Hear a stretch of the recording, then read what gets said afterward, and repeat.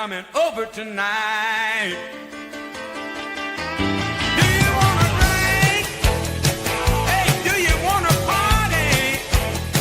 Hey, honey, this is old Hank, ready to get the thing started. We cooked a pig in the ground, got some beer on ice, and all my rowdy friends are coming over tonight.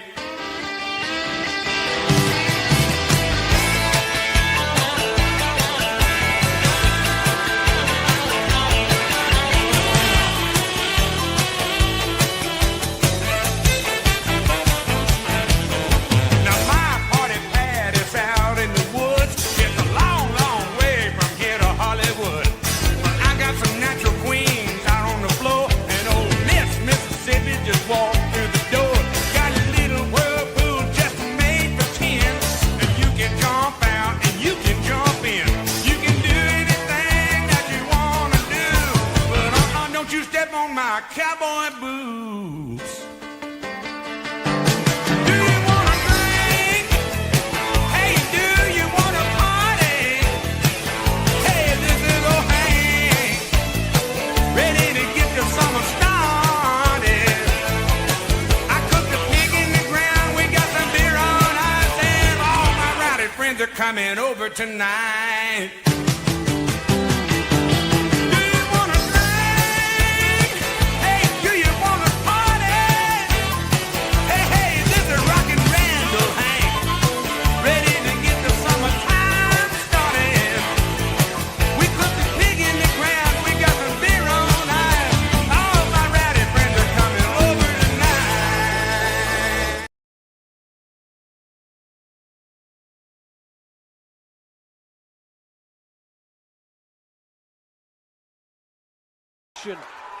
And now Carlson walks up, his shot blocked down. Dropping to a knee was Duncan. Manages to knock that one out to center, lost his stick in the process. Gloss all the way up to Fournette. Fournette into the zone, high slot, shot through traffic, he scores! The Maryland Blackbirds are your Robertson Cup champions!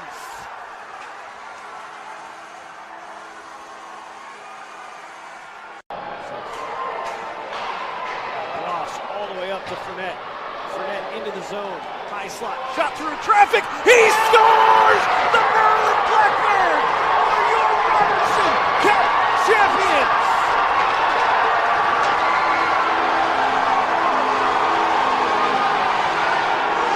Well, I saw Fournette call for the puck, and he was able to cash it in, or at least set it up for the winning goal.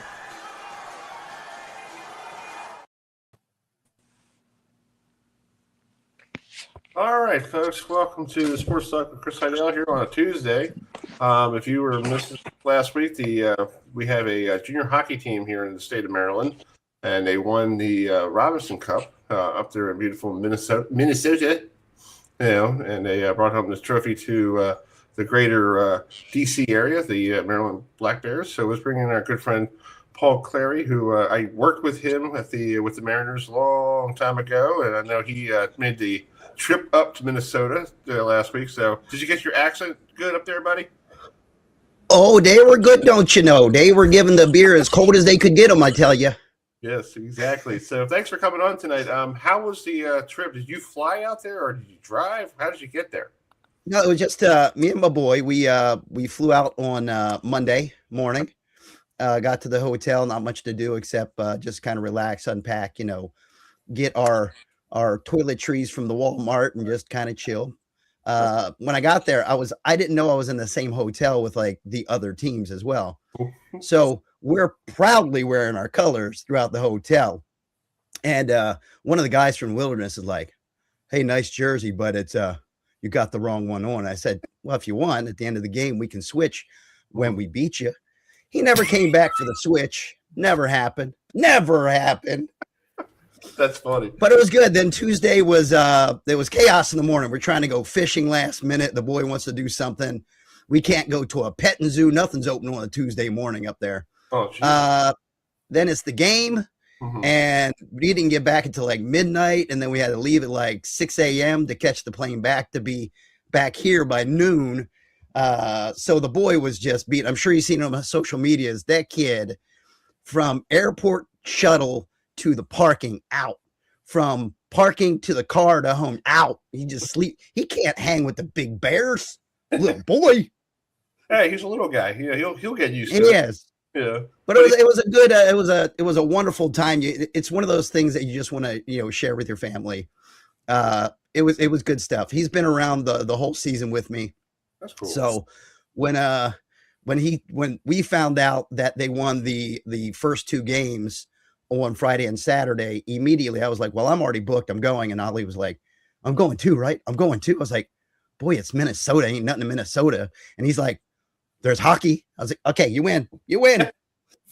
Nice. That's awesome. And plus he's like, he's going to be, when he grows up, he's going to remember this, that dad took him to Minnesota and, saw, junior hockey, and he, and people were like, well, the amazing thing though, you keep saying junior hockey, but for a kid his size, those guys are pros. They're just, they're grown ass men at this point. Yeah. Yeah. He said, he'll probably tell his friends, like, I went to see a pro hockey game the other night, Yeah. So now you have, like, do you get a ring for this whole thing? Because I know you got one when you were with the Mariners when they're undefeated years ago, and then when you were helping us back in the day, you got one. So you got 3 rings now? Well, this will be my 3rd championship. I'm not counting the division championships that we got with the Bay Sox because that's nothing but a banner. There are talks, just talks. I don't know where they're going. They're in pencil about somehow finding a way to get rings for the boys. Maybe work on the fan base as well, so everybody gets one. Of course, they will have to pay. I don't think the team is going to be paying for everybody to get a ring. I think it's just that nicety in the back end, but that's something our El Presidente is working on. No final decisions at all on that yet. Right. That's true. Hey, I never got a ring with the Mariners. I just have the broadcast that I did in Fayetteville, and that's better than nothing. If you want, I will send mine to some 3D printer and we'll get you one. I'll just take a picture of it and I'll put it on the wall here. In the That'll work. I'll give you both of them if you want. You could do the undefeated season of 2010 and 2014 where we just took it all. I still remember the 14 season when we were like, was I going to get paid? Probably not. That was the whole purpose. And my father was like, you're driving down where? I'm like, to Fayetteville for football. And he goes, they're not paying you. I was like, Dad, I have to fill a contract. It's basically what it is, and that's what we did. And I had a great time. And I think Steve Zulich had a great time too. And, I remember that one time was one of the players got hurt down there in the arena. And we had to go to the hospital, Adam and Matt, to pick up the player to bring him home. Oh my wow. Yeah, he got clobbered. I think he got like knocked out or something, and they had to, we had to go to the local Fayetteville emergency room to pick him up to bring him home. Oh, that indoor football, it's not a gentleman's sport at all. No. Absolute chaos out there. Exactly. Adam, you have a question for Paul? Yeah, so Paul, this will be, coming up in July, it will be my 4th year working with Chris. So what was he like back in the day working with you? Well, he was younger and his beard was just as patchy. It was he's always been a true professional when it comes to things. He's mellowed out unless he's calling a game, then he gets excitable. But just like you're hearing in interviews now, this is the Chris that I know in the stands, behind the mic when we talk. That's just him. He looks out for his people. He tries to do what he can to help out. Even if it's not his job, what can I do? Right. Hey, I remember the Baltimore Arena. I had to take down the pads after the game was over. Everybody had to work. We had to take down pads. We had to borrow. We had to use the lingerie league's chains at some point. Yeah, exactly. That was just craziness there. Yeah, well, I think it was great also taking those trips to Rochester and all that stuff. Yeah. Like driving back the same night back home, and I had to go to work the next day, so I was dead tired, but it was good. You were dedicated. I lived in Middle River back then, so I just had to get to the arena and back home, back and forth.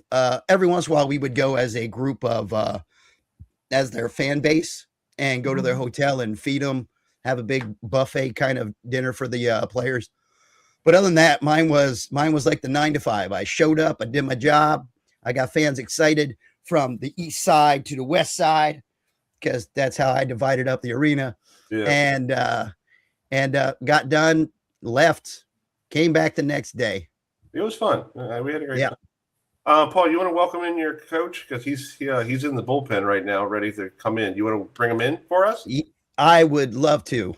Ladies and gentlemen, now entering the chat, the head coach of the 2025-2026 Maryland Black Bear Champions, Coach CLINT MYLYMOK. Hey, what an introduction. Hi, Coach. Program. We grew up. We have a video now.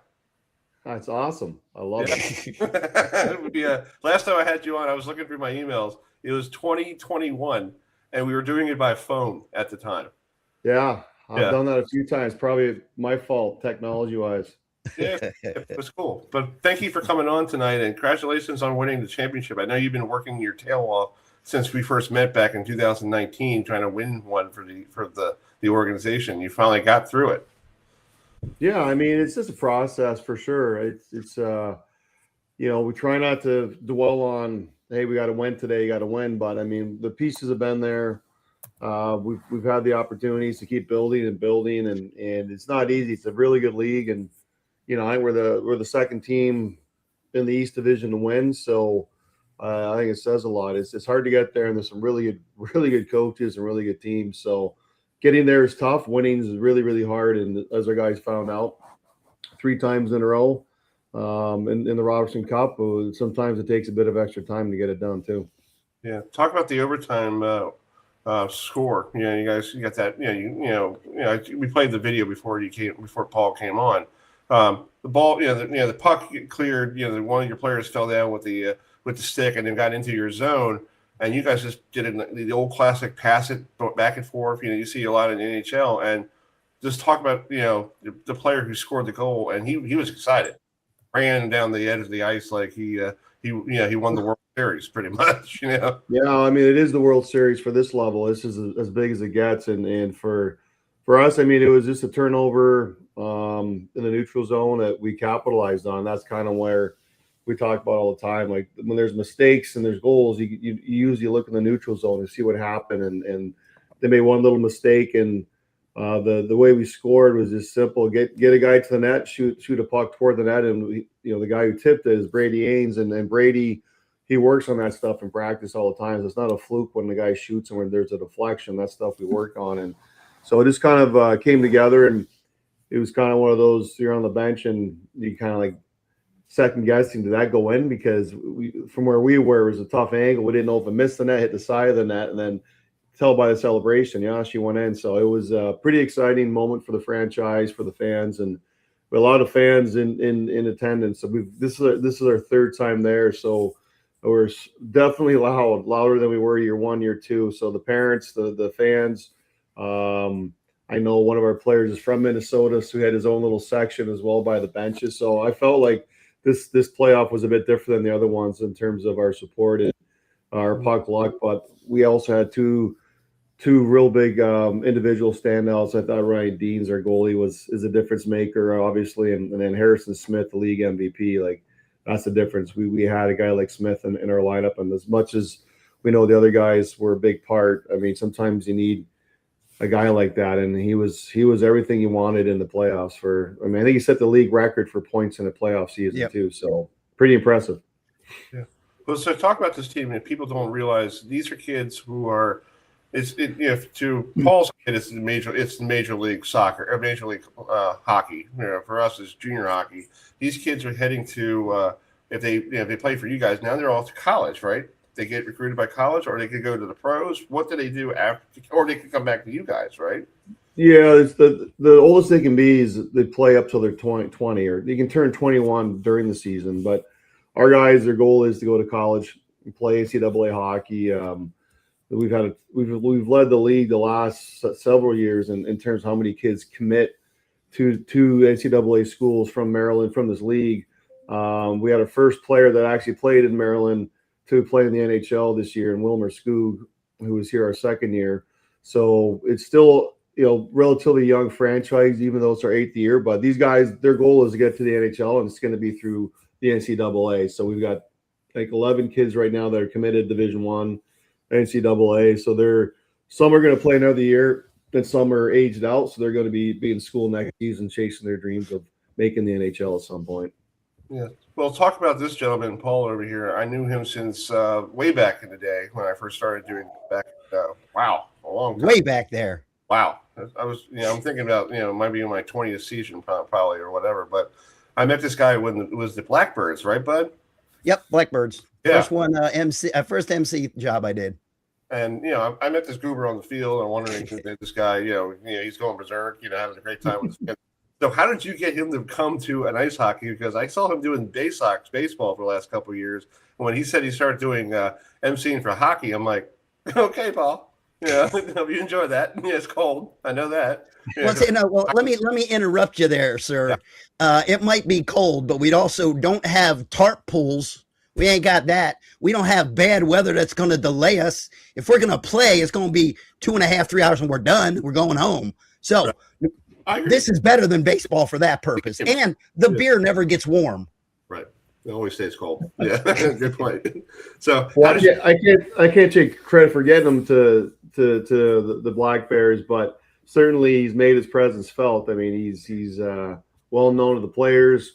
Even when they don't know new players, like who is that guy? So it's always his presence is felt at every game. I can't remember which one of our staff brought him in originally, but I mean, he's a great promoter of our team, and he's definitely someone that everyone gets to know by the time the season's over. That's true. It was Chris Rogers. He was my boss during the Bay Sox, and then when he became El Presidente of the Black Bears, he's like, yep. Paul, you want to come do this? And I came to like one game, and he said, the sound system sucks, and I hate doing it. Do you mind doing it for me? So he won me over with the no tarp pulls and no delayed games because of rain. And that's when I met Coach, and Coach has just been a great friend for the past 3 seasons. He doesn't mind me interacting with the players. Sometimes you get coaches like, MC, get away. You're just a jerk. Move on. Coach has embraced me in, buddy. It's part of the whole experience for our guys, and they got to handle everything and deal with everything, and they have a blast. They know the atmosphere is special, and you're part of it. So it's to them it's part of the process and part of the fun of being a Black Bear. That's cool. Adam or Matt, do you have a question for? I do. First of all, Coach, congratulations on thank you. Winning the Robertson Cup. So, I love college hockey, and when it comes to like Hockey East and the CCHA and the Big Ten, there's outstanding college hockey conferences all across the country. So, just talk about having some of your kids go on to compete in Division I college hockey, and then eventually hopefully getting the call to be drafted and then getting to play in the NHL. Yeah, it's a pretty cool process. If you think about it, if you do all the math, and I'm not going to right now, I don't have a calculator, but if you look at the playing here, a lot of players don't think about it, and fans do a little bit, but if you think about it, like, this is life-changing stuff for these kids. I mean, you're going from playing junior hockey, chase your dream. Now you're on the ice playing guys who are NHL draft picks in college. You're playing a goalie who was in the World Juniors. You're playing against some elite talent. If you're looking at the landscape now, a lot of the top young players in hockey are going to college first, then the NHL. So now you're really on the ice with these high-end players. So I get a kick out of watching, our players. When we're in the rink waiting for our game, we're there early, we always have a college game on TV, watching our alumni play and seeing how they're doing and sending them texts after games or during the weekends. They interact with us. So we're being a bit of a small part of their process and chasing their dreams. And we're kind of the first probably, some guys maybe younger, but a lot of times guys come here before they realize, hey, I got a chance at playing some professional hockey. And then when they see guys from our program go to college and play pro, They know that's a good stepping stone. So we try to prepare them how we develop off the ice as well, and how we coach on the ice to let them know, like, when you go to college, when you go to pro, this is what you're going to see. So that's the fun part, and especially getting to see them on the ice is pretty cool. As a guy that's been here since day one, and watching our guys develop and thrive and play at the next level, it's pretty fun.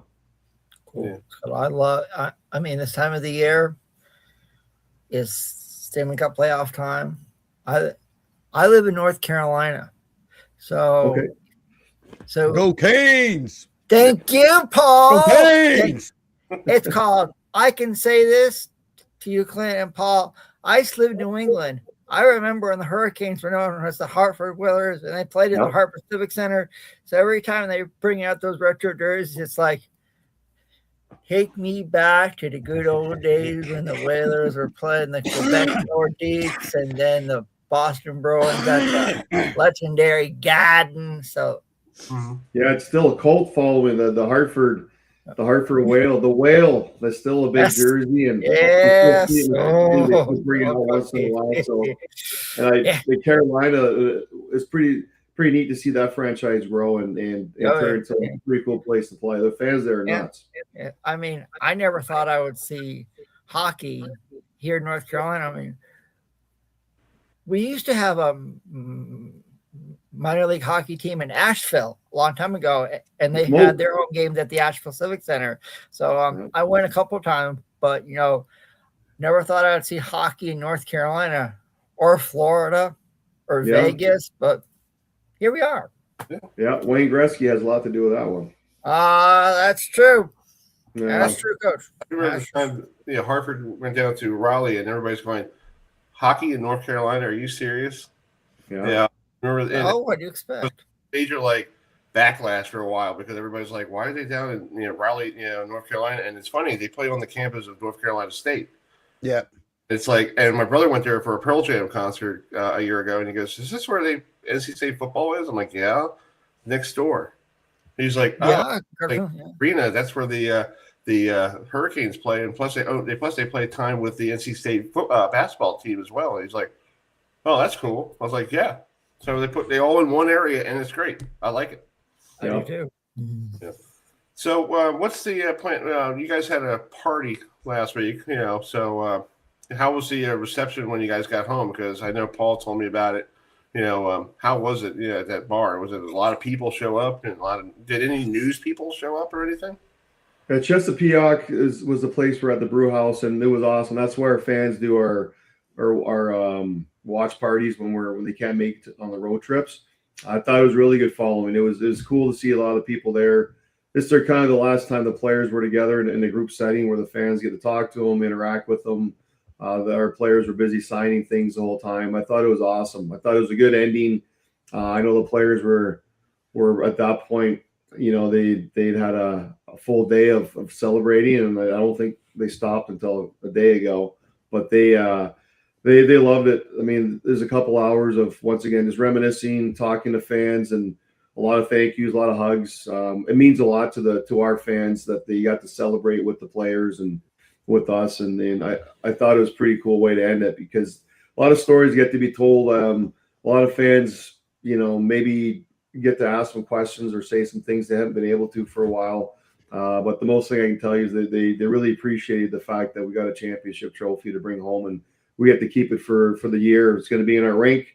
Everyone gets to see it and then ask questions about it, see the history of it. Some big names on it. John Cooper, who's the coach of the Lightning, his name's on there twice. He started the real coaching big time hockey in our league, and so there's a lot of cool names on it. So having it for a year, we won't know the magnitude of it probably for another year, just because everyone's still new to everyone, players included.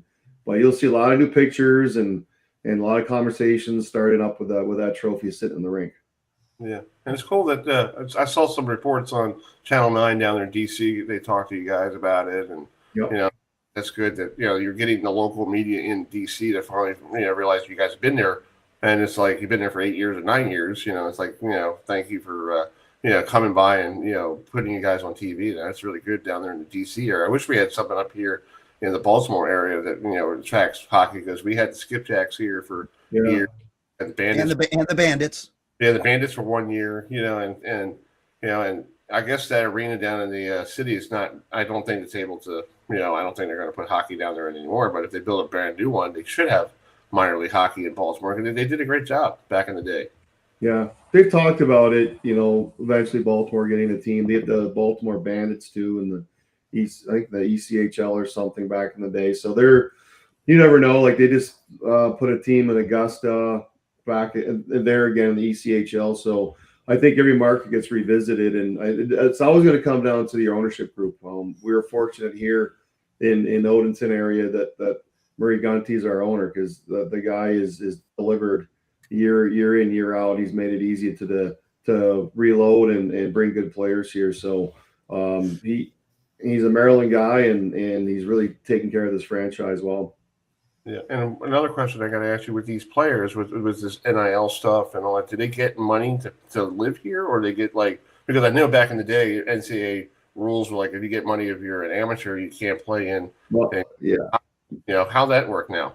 A lot of that's changed. I mean, now you're seeing guys that play pro hockey for 2 years going to college, and so all the NIL things, that's changed. The USHL does it differently.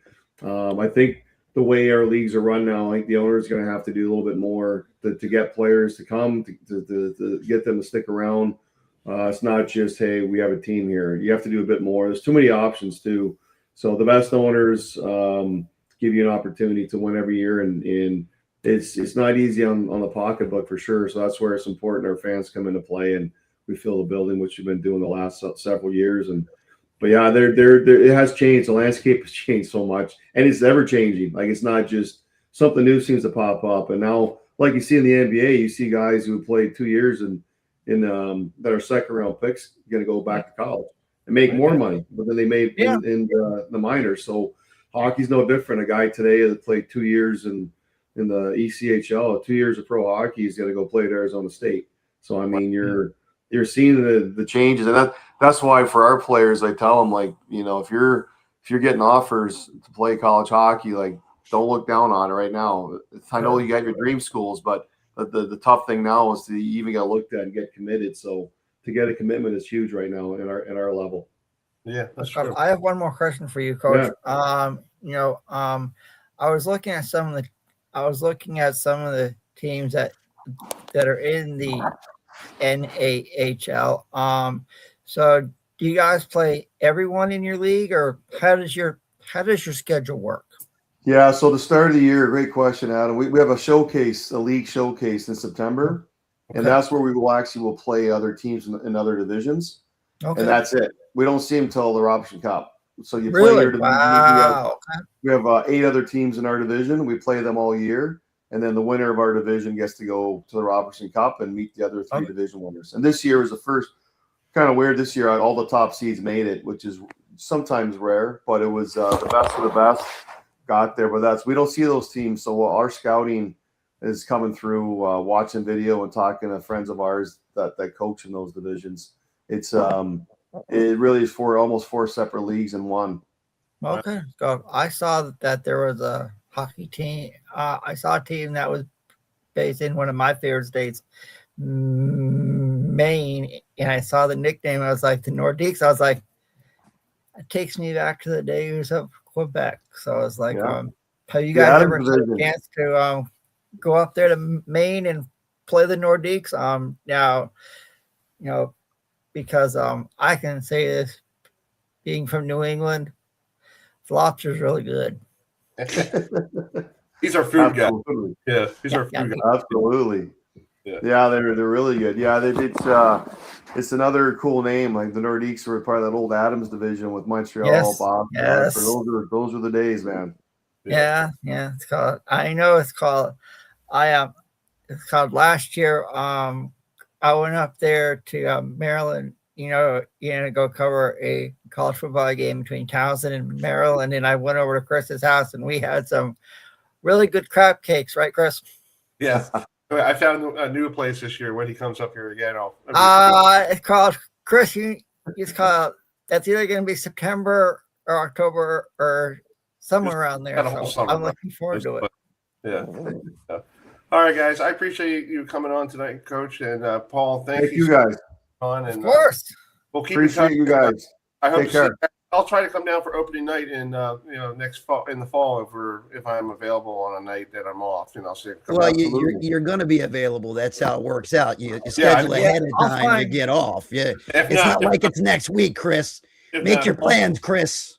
Yeah, Paul's going to take my leg out probably. I'm gonna sweep that leg. All right, guys. I appreciate it. I hope you guys have a great rest of spring and summer. Thank you. Okay. Thanks, Thanks, guys. Chris. Thanks, Adam. Later, All right, Coach. Welcome. See you, Paul. See you. I love you.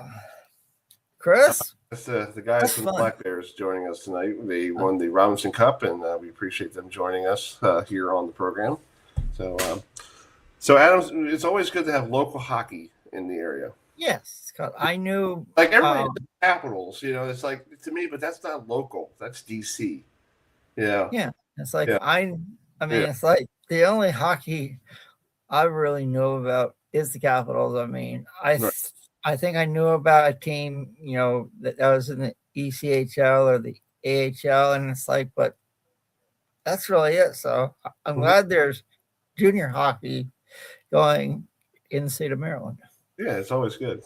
Congratulations on them winning, and we'll keep in touch with them during the. Oh, you sure? I love my hockey. No, we'll make a trip down there. They're right off of when you get down the 95, going to 495. It's right before the split, so that's where. Okay. Well, of course, it's called when I come up there. I'll have to go and have to go say hi to them. Yes. So we do need to. We would love to do this announcement here. Hold on a second here.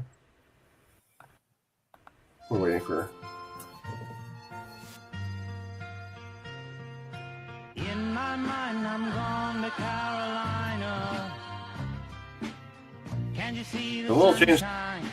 on speed. And ain't it just like a friend of mine? We're going to Charlotte in July, folks. We got approved today. I'm gone to What we did last year. in my mind. We talked to Adam and I were at the hotel with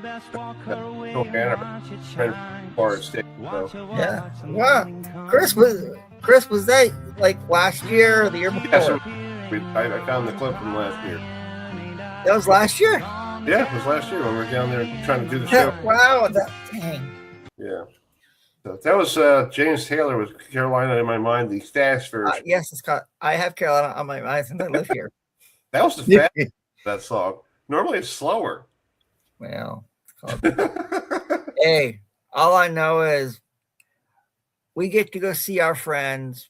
Mhm. College football season will be here before we know it. And folks, y'all know which team Chris and I pull for. In the last 2 years have not gone. Yeah, I got God, hey, I will say, Chris, you are wearing a college baseball shirt, and the Seminoles are hosting a regional this weekend down in beautiful Tallahassee, Florida. win the regional. They host the super regional. I With it's the Tuscaloosa. top 8 national seeds, so I think Florida State would, if they were to win, they would have to go on the road. Okay. Yeah, Okay. so looking at the schedule for the Seminoles this weekend on Friday at 3 p.m. Eastern on the ACC network, the number 10 seed Florida State will take on the Red Storm from St. John's, and the other two teams that are in the Tallahassee regional are the Northern Illinois Huskies, who won the Mid-American Conference Mhm. Championship, and the Coastal Carolina Chanticleers out of the Sun Belt Conference. Yeah, That and game is first they- pitch is Friday night, 8 p.m. Eastern on ESPN Plus. Cool. So this weekend starts the road to Omaha, and I can't wait. Exactly. Speaking of today's birthdays, today is Brett Musburger's birthday. Oh, And I have a clip. People don't realize he did some professional bowling. He did. Yes, he did. Back in 1977, the PBA National Championship. So here's maybe a minute clip of him doing the broadcast with Carlos Salvino. And this is Dave Davis at the line.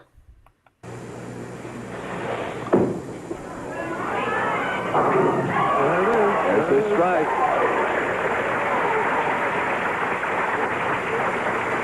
He has to get a strike To win the to win the championship. championship. If he gets 8, he loses. 9, he can tie. A strike, a winner. Doesn't leave him much margin. He's stuck. An 8. He loses by 1 pin. He has lost the title By 1 pin. to Paul Caldwell. An amazing conclusion to this national championship, and there is your new title holder. And who would have imagined it about 8 minutes ago when Paul Caldwell threw the gutter ball? Davis just rolls one down slowly and surely to end it.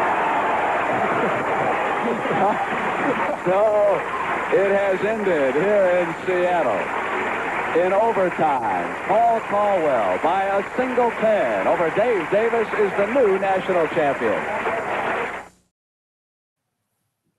Cool. Okay, I was off by a year. But I met Brett Musburger one time in Dallas, Lucky. and he was there for the ACC championship game for football. Oh, I said to him, Mr. Musburger, you used to do bowling on CBS. And he goes, yes, I did. And he looked at his broadcasters and the people in his room. He goes, guys, I did bowling. Did you know that? and they turned around and looked at him like, no, Mr. Musburger, I didn't know that. hey, I That's knew that. But he's done some legendary games in Oh, yeah. college football and Not bad. We're going to talk a little banana ball because I love yeah, if you are watching banana ball, the Clowns of Indianapolis are rolling into Kansas City this weekend. It sounds like a bowling stop. They're taking on the Savannah Bananas, and this gentleman is going to be behind the mic at the PA, Mike Farrow, who my good friend from up there in Albany. Hi, bud. How you doing? I'm doing great, guys. How are you? Thank you. good. I haven't talked to you in years because we used to do the arena games, and you were up in Albany, and that kind of defunct and went down the tubes. So how you been? I've been good. I've been very busy. Just kind of spreading my wings all over where I can. Basketball, mixed martial arts, pro wrestling, and now here with the Indianapolis Clowns of Banana Ball. That's cool. It's really cool. My girlfriend and I watch it on the YouTube channel a lot, and it's really neat baseball. It's like 2 hours, and it's better entertainment than Major League Baseball. It is. And, the whole point of Banana Ball, one of the biggest misconceptions that a lot of people have, they compare us to, they say, oh, you guys are just the Harlem Globetrotters of baseball. In a sense, yes. In the entertainment aspect, yes. But my question to you is, when was the last time you saw the Harlem Globetrotters lose? They never lose. Exactly. Yeah. But you watch a Banana Ball game, and it's a legit game. It is a baseball game. I mean, we have a lot of players. The majority of our players, I'd say 98 or 99% of them have pro baseball experience, whether at AA, single A, triple A, even. I mean, on the Clowns alone, we have Jackie Bradley Jr., two-time World Series champion, World Series MVP. I mean, our primetime coach is Ryan Howard of the Phillies. Shane Victorino's a primetime coach over for Loco Beach. We have a great and excellent crop of players that come out for Banana Ball. They put on a great show, and they play competitively. They play great competitive ball. We had one of them on 2 weeks ago, Adam. We had Eric, played- Eric Osborne from the Loco Beach Coconuts. Mhm. I was like, I mean, to see the growth of Banana Ball into all these different teams and where you guys play, Mike, is, I mean, you guys take football stadiums and you turn them into a baseball diamond. Neyland Stadium, Kyle Field. I mean, you guys have gone to major league parks as well, like Fenway Park. I mean, Petco Park in San Diego, Milwaukee, and it's like, I mean, I wish. I do have a request. One day, you guys need to come to historic McCormick Field in Asheville, because I would find a way to go, since I know you guys have a contract with ESPN as well, and to see. I mean, it's like, it's fun. Yeah. It is. I mean, to see all the stunts you guys do, and it's like, I mean, it's like, And the choreographing and the yeah, like, and it's good for families, and it's like, I mean, you have little kids who are getting inspired to play baseball, and it's like, I love it. I mean, we bring something, we bring something back to the fans, and there's a reason why, we always say fans first, and that's because that is the truth. That is who we are there for. We're there for the fans. We're there to give them a memorable experience. Right. Moms and dads, they work very hard. They work very hard for their money, for their dollar. And when they come to a Clowns game, a Party Animals game, a Banana game, a Coconuts game, or, whomever your favorite team is, we want to make sure that you leave with a smile on your face. We want to make sure that you leave saying, you know what, we got our money's worth, but it was it was entertaining. And the biggest thing that we impart on each other as a group, as an organization, is it's about the fans. It's about making them leave the ballpark having an amazing experience. And part of that is allowing the players to be themselves. Right.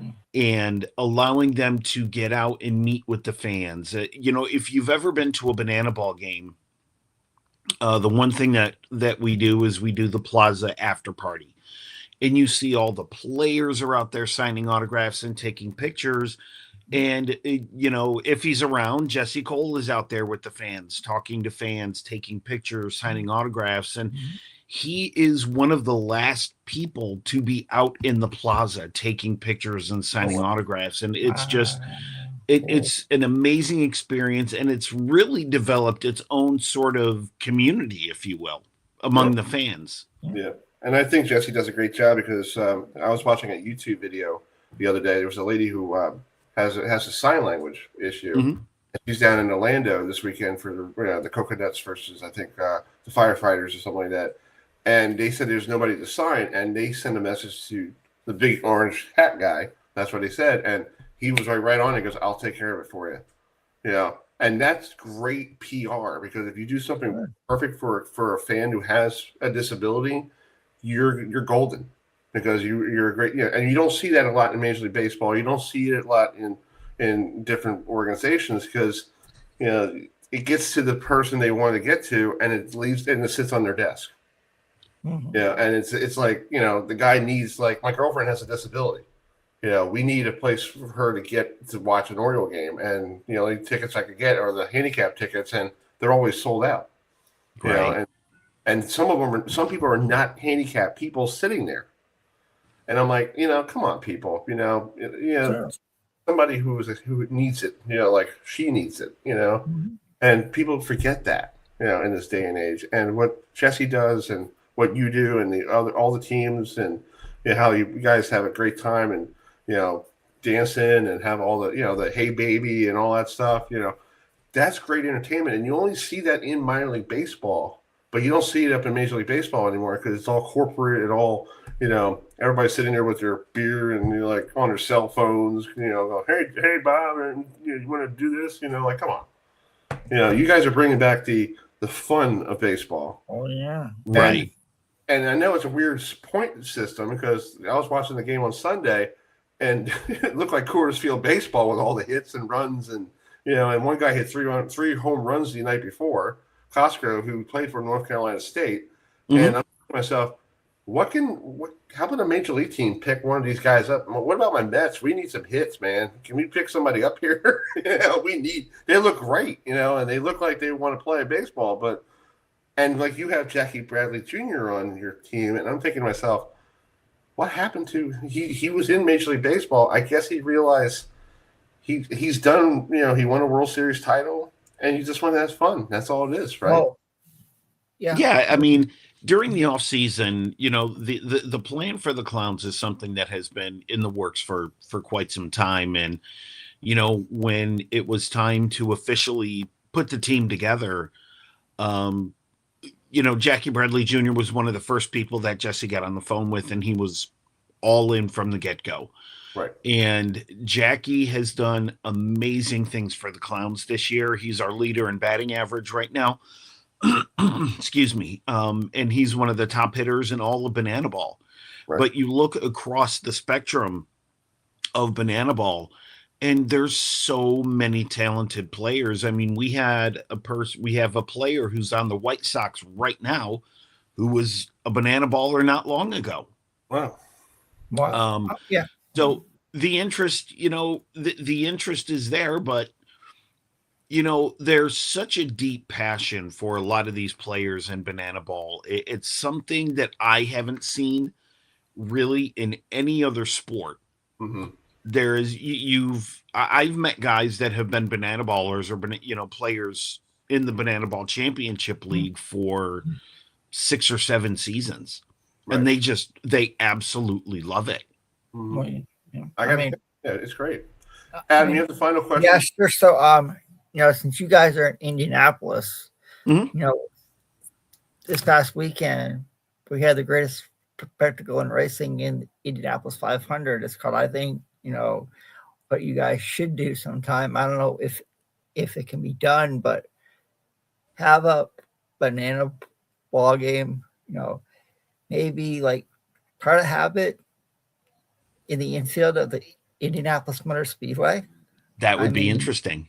Yeah. I mean, it's like, like I said, you guys have gone to college football stadiums, and it's like, I know there's a minor league team there in the Indianapolis Indians, and it's like, but I mean, which is a beautiful ballpark, by the way. Yeah. Well, yeah, I mean, and it's like, you guys should find a way to, talk to Doug Bowles of the Indianapolis Motor Speedway and Roger Penske. Have a banana ball game in the infield of the, of the Brickyard. I mean, it's like, hey, anything is possible, my man. Well, anything I know, and possible. it's like you could have like maybe NASCAR stars come out, IndyCar stars come out. I mean, you could have maybe Caitlin Clark come out. When she's not with the Indiana Fever. I mean, but I love racing, and it's like every time I think of Indianapolis, I think of the Indy 500, the Brickyard 400, and it's like, I mean, it needs to be done. I hear you. Exactly. That is well above my pay grade. Oh, so- I know. I'm like, yeah. Exactly. Hey, tell Jesse about it. Maybe he could do it. You never know. Yeah. It's got, hey. Yeah. All right, Mike. I appreciate you joining us, and safe trips to Kansas City. We'll watch. Thank you, guys.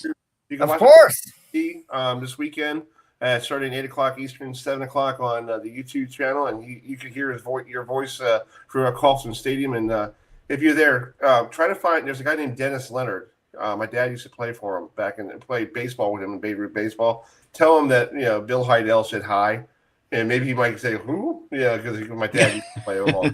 Yeah. I heard stories about Dennis Leonard, and I'm trying to get a hold of him, and so my dad can talk to him again. So that would be cool. So Right. good luck and enjoy Kansas City. Okay. Thank you, guys. Thank you for having me. All right, buddy. Talk to you soon.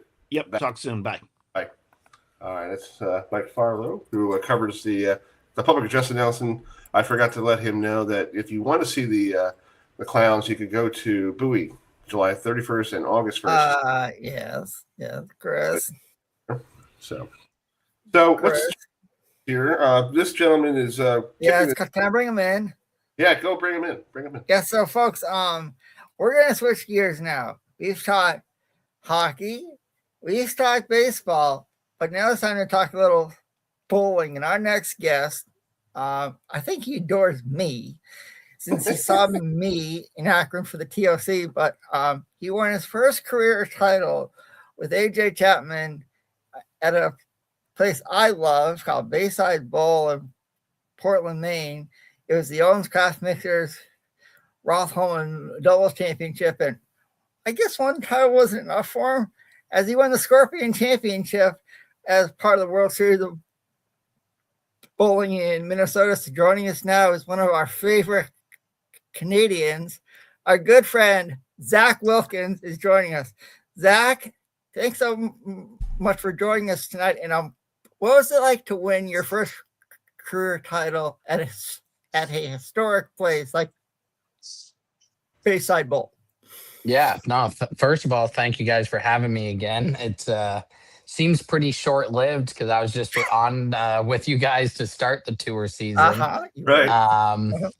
But yeah, I mean, to win your first ever title at Bayside Bowl of all places, especially with the crowd that they have, it's pretty surreal because if you're not used to TV or used to being under the bright lights and then you throw that crowd in, it can be pretty deafening and pretty nerve-wracking if you've never experienced it. And I've obviously, I watched a lot of telecasts before that show just to get accustomed to the noise.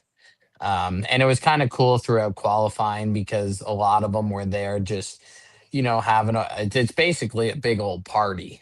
Right. Is what Bayside is. So, and I kind of thrive in that atmosphere. So it just allowed me to just express who I am and what I like to do with the game of bowling. And I honestly can't wait. I mean, I'm literally wearing a hat that says Bayside right now.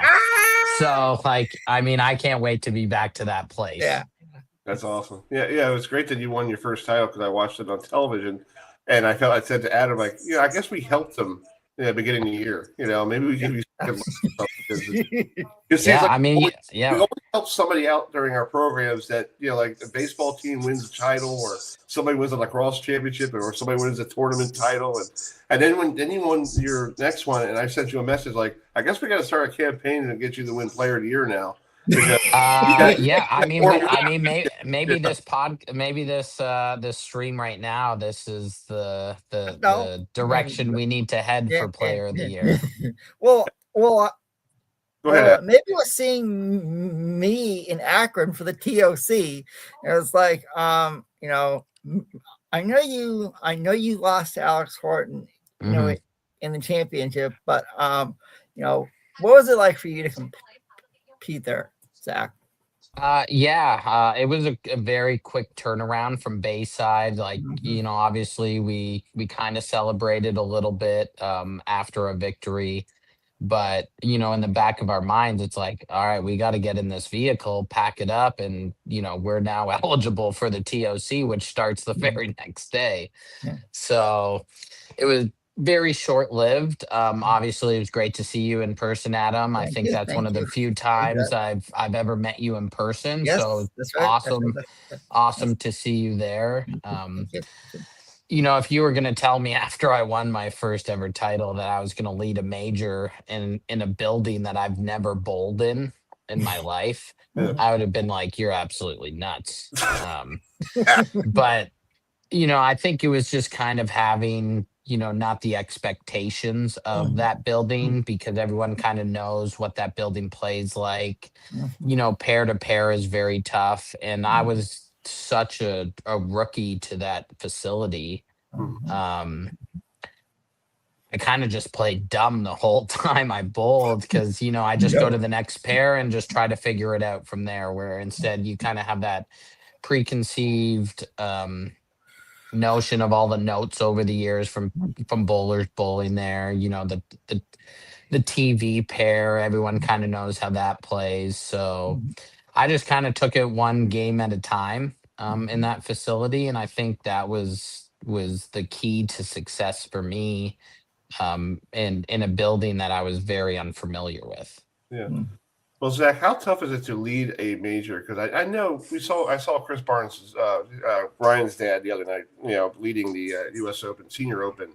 You have to sit down for like an hour and a half almost. Yeah. How do you keep yourself loose and knowing that you have to be on TV in an hour?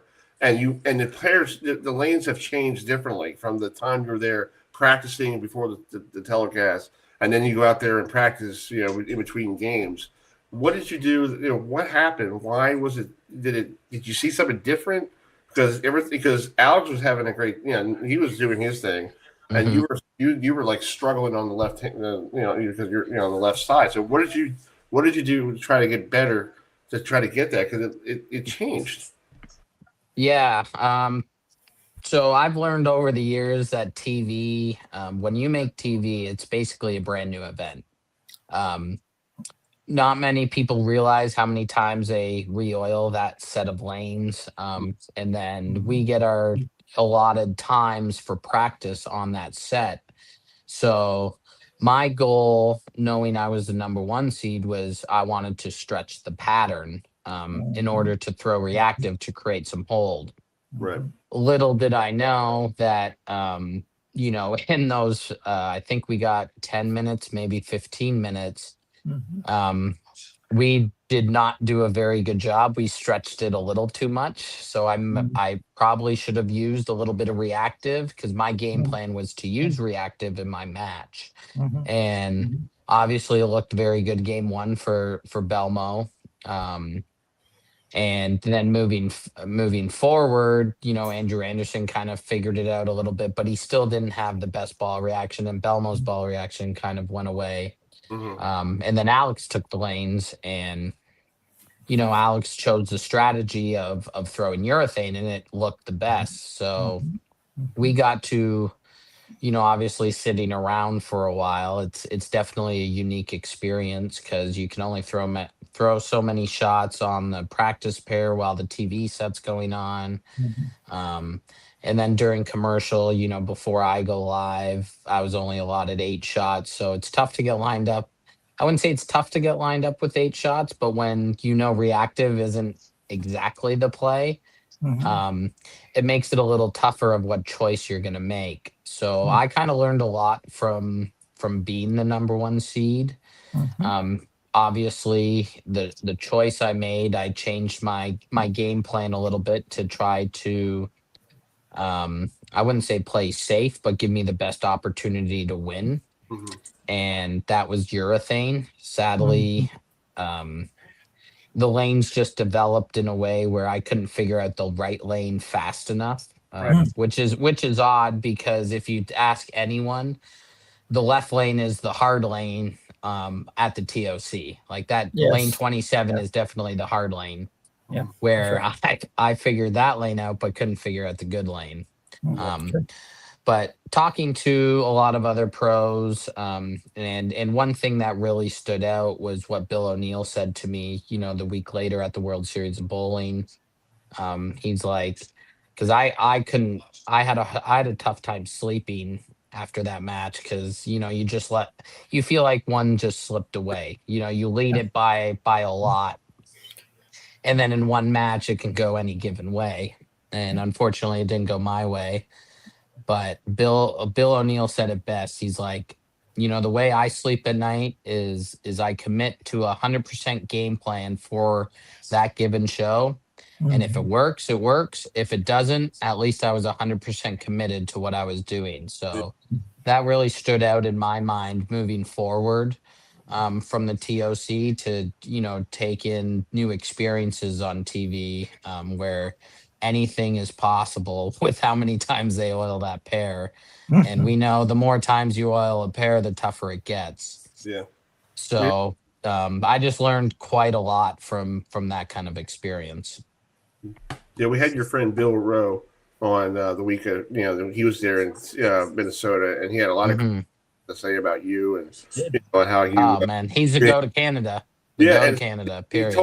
He told us the story that here comes a young kid walking into my pro shop. and that's right. Asked him to drill a ball, and then now you want a title. And I was scorpion. and he was really happy for you. And Yeah, he was Bill O'Neill, or sorry, not Bill O'Neill, Bill Rowe. He was the first ever person to drill me a two-handed 10-pin bowling ball. nice. Whoa, Zach. Oh my And gosh. it's Wow. we didn't like, I was very new to 10-pin bowling because obviously you guys knew I grew up with 5-pin bowling, and Yes. I'm doing my research, my parents are doing the research, and it turned out that Bill O'Neill was probably, or not Bill O'Neill, Bill, God, I got two Bills all mixed up. But Bill Rowe was the best option. With it, just you look at somebody's resume and how long they've been a shop and what they've done for bowling, and he was obviously the top guy. So I was like, well, I want to be one of the best, and he was there to help me when a lot of other pro shops weren't, because of the way I bowled. It was very new to the game at that time, but Bill had zero problem doing it. And, Bill and I are very good friends, and I'll forever, I mean, we won a doubles title back in November.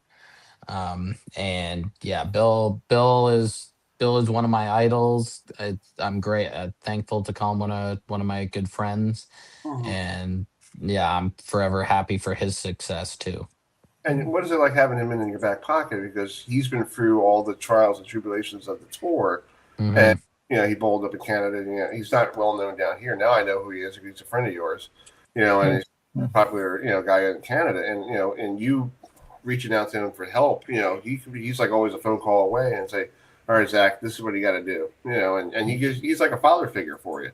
Yeah, he we actually do message back and forth on Messenger quite a bit, especially during bowling season.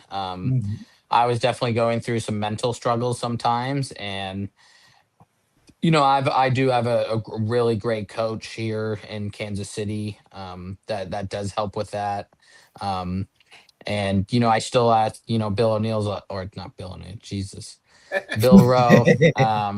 Just call him Big. Tell him Old Bill. Old Bill. Yeah, Old Bill. Young Bill and Old Bill. I don't think Bill Rowe would like to be called Old Bill. No. But we can call him Fisherman Bill, because I know he likes to fish. Yeah, okay. Bill, and we got Philly Bill. How about that? Yeah, perfect. So Fisherman Bill. We just kind of talk small little details, just kind of going, over the past of when he was helping me in my youth career and all that stuff. And just, just basically just the simple phrase KISS, where you keep it simple, stupid. Like, it's just that easy. Sometimes we're our own worst enemies, and in bowling, we kind of feel alone a lot of the time. So he was very helpful in just saying, look, man, you have the talent, just go do it. Right. And then I guess one title wasn't enough. So then you went on to Minnesota, and, so just talk about competing on the Scorpion Oil Pattern, as part of the World Series of Bowling. Yeah, it's funny you say that, because if you asked me after 3 games, hey, you're going to win this tournament, I would have looked at you sideways and been like, I'm not even going to cash. Like, I was minus 32 after 3 games in a 10-game sprint. And I felt like I had close ball reaction, but I was also very frustrated, and we know frustration can lead to a lot of not positive thinking or positive execution. So my coach from Kansas City, made a suggestion, and I was like, all right, this is kind of a Hail Mary. And we kind of threw a lot of great executed shots game 4 and 5, and thankfully we got ourselves back into a respectable spot with 5 games to go. So we drilled a brand new bowling ball for that block, was able to execute at a pretty good level, see the lane a little bit better than the morning. And yeah, thankfully that block allowed me to catch up to the leaders somehow. And just kind of took full advantage of that because at the end of the day, like I was pretty close to last place on the Scorpion. So I really, when I made the TV show, coach and the rest of the crew, they were like, well, you have nothing to lose now. Like you were already kind of in last place. You weren't even supposed to be here. So how about we just go win? And I was like, all right, let's go do it. Yeah. Let's talk about that match. Just you bowled first match, the Iceman, and you kind of had a bad way to end the 10th frame. So you lost the first match, to him. The best it was a race to 2, and then you just whooped him in the second one, just to get the win. And now you have to go do this roll off, against him, 2-frame roll off. The old style bowling when I was a kid, it used to be a 2-frame roll off. So this is great. Turn back the clock. So just talk about bowling against, the Iceman, and he's friends with Kyle Troop. Was Kyle there? I don't believe Kyle was there. Okay. I mean, that doesn't take away from Jesper's talent at all. Right. Jesper is such a competitor. We both chose, we both had fits with a different lane. My reaction says it all there. Because we all know I did not like the right lane at all. That's my coach that I'm hugging there. He's like, just go get that trophy, because I had no idea what to do in that moment. But I chose I chose Jesper to start, so that way I could finish on the left lane, because everyone kind of knew I didn't really like the right lane very much. We can talk about the elephant in the room, the 6-1. I knew I needed to. I really liked the first shot, believe it or not. It was just one of those lanes where you just get a little bit quick and it just never slows down. Right. So I was like, okay, I just need 2. And, any one of us in our sleep, how many times have we gotten 2 out of that spare, whether you go for the 6-10, the 2-4, so I just kind of got up there and was like, okay, I've done this in my practice routines, whatever, getting 2 countless times. And I just got up there, rushed it a little bit. And next thing you know, you threw it and I was like, uh-oh, that's getting 1. And I got 1. So I was definitely a little upset with myself. I vocalized that during commercial break, but I knew there was another match that, this is a 2-game match. I can get to a roll off. 1 game doesn't decide a winner. Definitely caught a few good breaks the second game. Were they beneficial towards the end of the match? I'm not sure. But in that moment, obviously, no one likes to go Brooklyn on your opponent. Am I going to apologize? No, because I'm not the first one to go Brooklyn on TV. It just happens.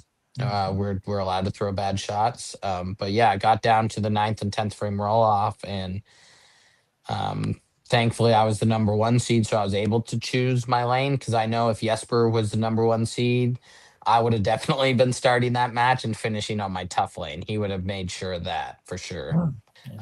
But Jesper's tough lane, in my opinion, was the left lane, and Jesper got to finish on his good lane. So when I went strike, and then got 7, Jesper needed a double. And in my head, I already accepted that he got the double because he's a Hall of Famer already. He's been in this moment before compared to myself. And you just expect the greats to continue to do what greats do. And somehow I was victorious. And, these are the breaks that, maybe earlier in my career I didn't get because I was averaging 240 on TV and losing. Right. So it's kind of all pays dividends at the end. The universe finds a way to make it right for everyone. So you just got to keep trusting that process. You got to be Then I guess 1 major isn't enough, as you have since you advanced, the step ladder for the PBA World Championship happening in June on CBS. So give us a little preview of what we can expect when you guys head up there to historic Thunder Bowl in Allen Park, Michigan. Well, you're gonna definitely see a little bit more tan on me Okay. than what I am now, because I already scheduled a vacation from June 2nd to June 9th. So I will be in Puerto Vallarta that entire week. Nice. Really now. Okay. Yeah, I scheduled this vacation with the friends that I live with, and some other close friends and the girlfriend. We planned this a year out, and last year I don't think we got to bowling into June, so it kind of made sense. And then when we got the schedule, it was like, okay, the show's 4 days after, and in my head I'm like, well, I've never made a major show in my life, so what are the odds that I actually make this show? So we went on to book this vacation, and you know here we are now in that situation. But I think I'm going to be pretty refreshed. um I'm still going to continue the workout regimen that I have while I'm on tour, while I'm on vacation. And I may not be bowling, but I'm going to continue to make myself more mentally ready than anything. So what do you do on your? You going to watch your old bowling stuff of you and and try to because some people like to watch themselves bowl on TV. Mhm. They're like, oh, I remember that. I missed that one. Okay. Yeah, but for you to do homework because you're going up to Thunderbolt Lanes where Mhm. we're just there for the Masters, and we all know what happened at the end. Because you do a lot of good stuff with the house people, with Yeah. all that stuff. So about the little man disease, winning the title. I love I love the little man with a big heart. I love that T-shirt. I just want to get it, and like when I go up to Lehigh Valley on June 20th, I just want to wear that shirt. I just want to walk around. That shirt is so great. I love it. Yeah, no, but I mean, Boog has the most heart of anyone on tour. That man just loves the game. He loves winning, and he lets his emotions show when things are, going his way or even not his way. And that's just who he is, and we love him for that. Everyone should express the way they are, whether it's on TV or not. That way you get the true authentic person of who they are. Um, but yeah, I've only thrown 4 ever shots at Thunderbolt in my life, and that was for the Waco Wonders. So I've never gotten to bowl in the arena as much. But while I'm in Mexico, I'm definitely going to be reading some books to keep myself mentally ready, mentally prepared. I don't do as much watching bowling, because as a bowler, we live it rent free in our head. So I know exactly every shot that I've thrown in match play at the World Championship. I got a 2 count against Belmo, which Kevin Williams posted earlier today about reality versus expectations. So it's just one of those things where, like, every bowler, especially at our level, we know what happens rent free in our head at all times. So it's just getting ourselves mentally ready for something like that. Yeah, that's cool. Yeah, and those house programs are very good because my girlfriend and I enjoy watching all the. I do too, yeah. And I love when Packy, you talk about Brooklyn, and he said he had that little line like, "They go Brooklyn every time," And I was just thinking that you should put that in the speakers in the at the Thunderbolt Lanes, when he bowls. Yeah, I mean, sometimes you just got to capitalize on those good breaks, right? Well, and yeah, I mean, also, how is it like to go to a Kansas City Royals game? Yeah, so I've been to a bunch of Royals games, but the friends that I went with, I decided to splurge a little bit, which is the Crown Club level, which are the seats behind home plate, where you get free food, free alcohol, you get early access to everything. You can kind of see the visitor dugout and their actual dugout. You can see them after, post game and all that.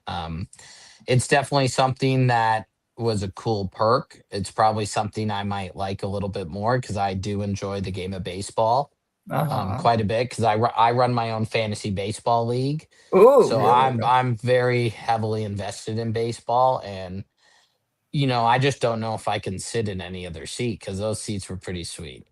Zach, since you're from Canada, I'm assuming you're a hockey fan. I am a hockey fan, yes. So So you know about the Eastern Conference Finals, right? I do. So I think so. I'm assuming you're pulling for the Canadians. Yeah, I would love. I mean, it's been a long time coming for a Canadian team to win the Stanley Cup. By no means am I a Habs fan, Well, but I gotta cheer them on because it would just be cool to bring the Stanley Cup back to Canada. I know there's a bunch of Canadian players on other American teams, but to have a Canadian team win, that would be pretty cool for Canada again. Yeah, I think that now, was cool. Zach, you know I live in North Carolina, so you know who I want to win. Oh, I know. I do think Carolina gets to the finals. If they do, then I mean, there's no way the Avs come back from 3-0. I mean, they're playing. I think they're playing right now. They play tomorrow. They play tomorrow, Game 4. Yeah, because we got the. Okay. They play tomorrow.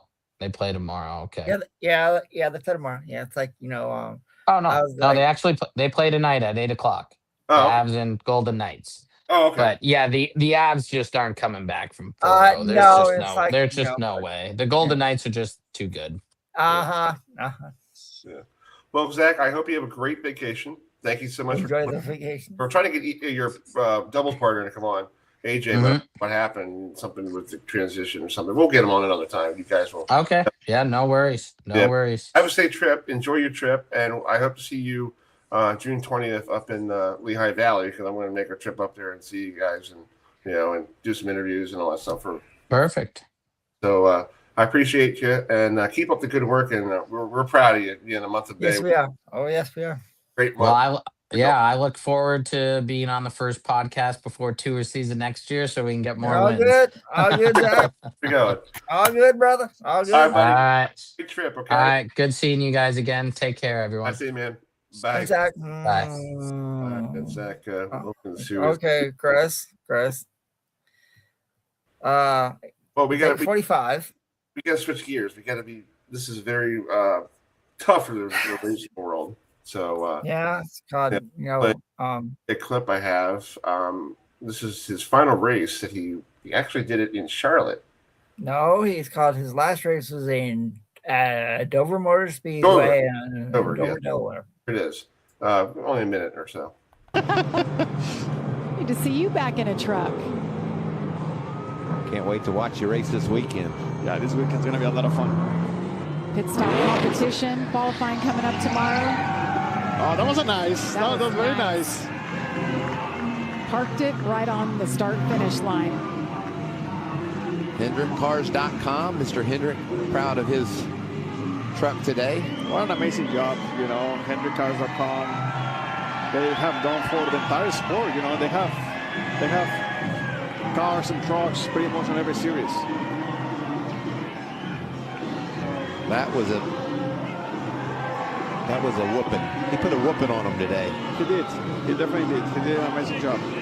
And we knew it earlier, Michael. During practice, he was smiling. And what'd you say? A happy Kyle Busch? Yes. Is a fast Kyle Busch. Here it is. The Kyle Busch. He's going to do the bow.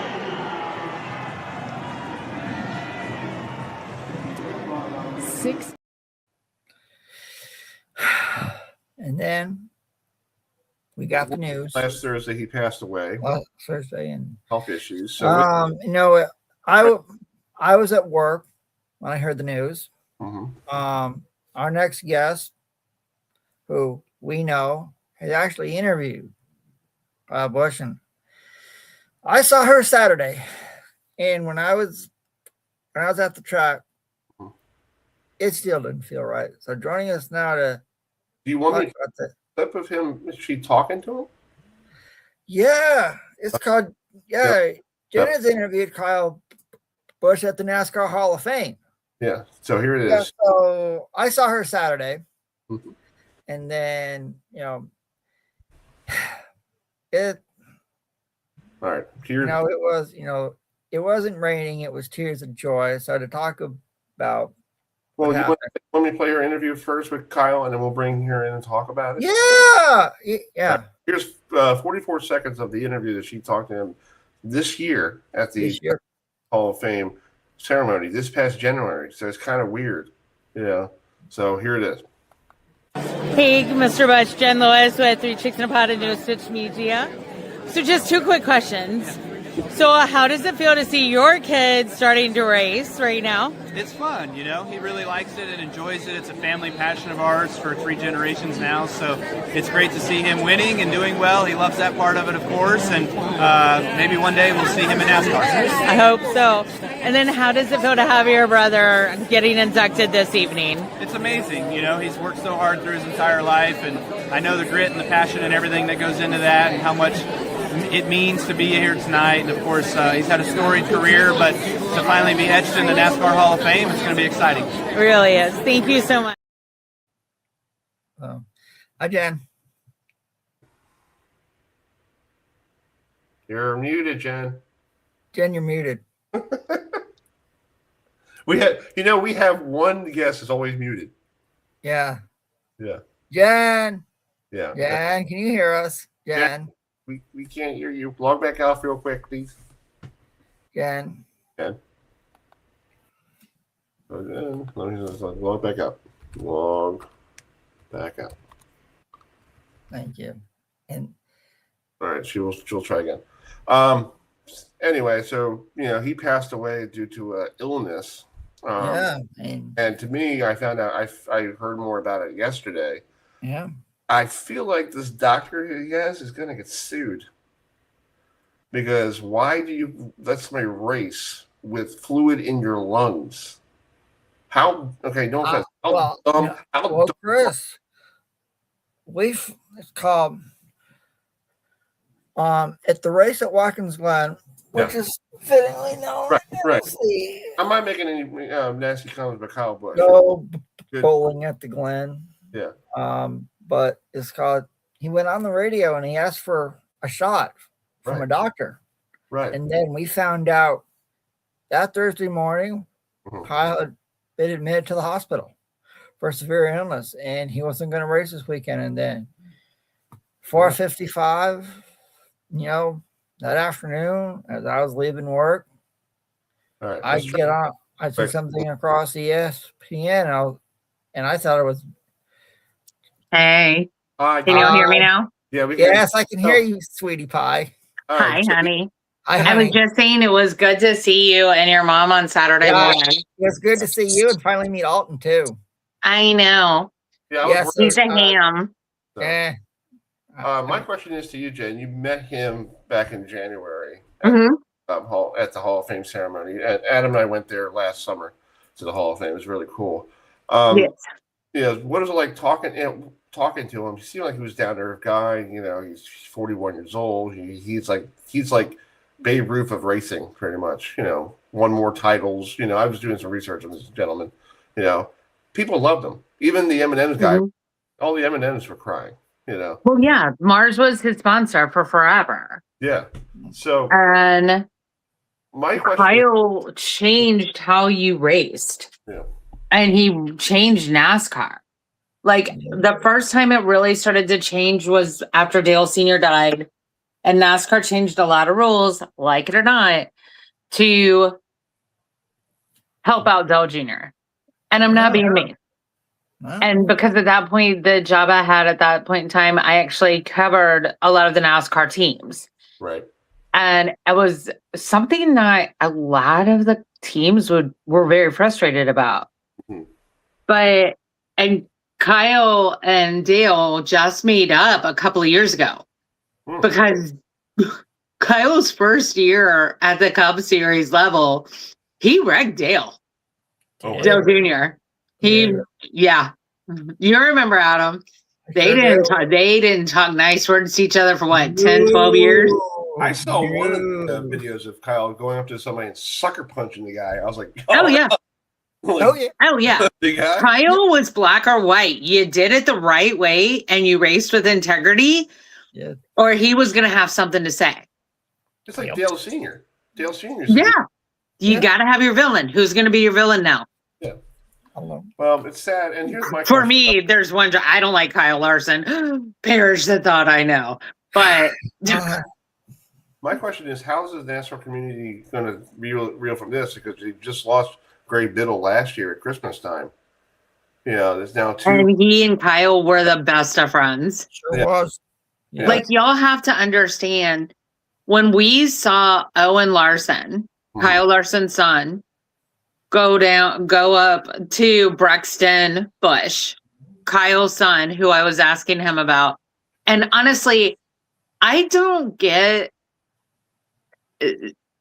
y'all know this. I get a little shy at times. So I really pushed. That was the first time in 5 or 6 years of covering the NASCAR Hall of Fame induction ceremony that I saw Kyle Busch and Samantha Busch at the dinner.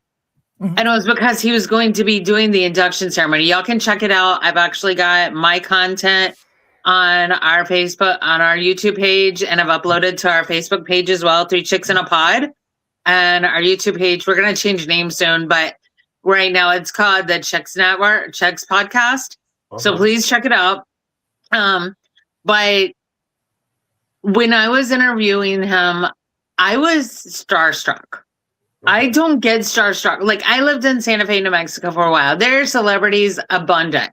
There was only one other time that I really got starstruck, and that's because Julia Roberts was in front of me, but she was with her kids, so I didn't say anything. Awesome. So, like, honestly, like, have Julia freaking Roberts in front of me. Like, I talked to the different governors, presidential candidates. I was fine.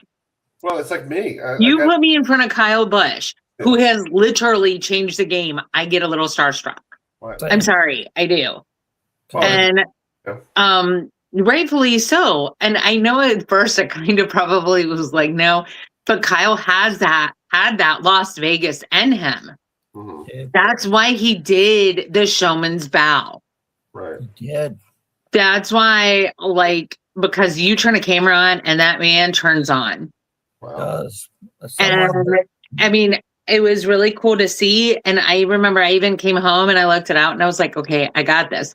And I even got a selfie with Mr. Busch because I asked, because my husband had just come home from the hospital, and I go, so you were literally my husband's favorite NASCAR driver. I said, even when he was sedated, I would have the race on. And if he heard your name, sir, he would get excited. Now, I said that to him off camera because that was very personal to me. I didn't know what his reaction would be, so I didn't want that on film. Right. And so, but he looked at me and he goes, I love my fans like that. Because I would literally, like, get excited and show, like, honestly, he would show some moral signs of life. Yeah. Because Kyle Busch invigorated the sport. Right. Yeah. Just like Ben Roethlisberger, just like Cam Newton, just like in person. My brother and I went to the Jets and Steelers game years ago, and here comes, true story, Adam. Here comes Ben Roethlisberger coming out of the locker room with a hoodie on one shoulder, and my brother goes, "Great game, sir." And the guy goes, Ben is like, "Thanks, bud."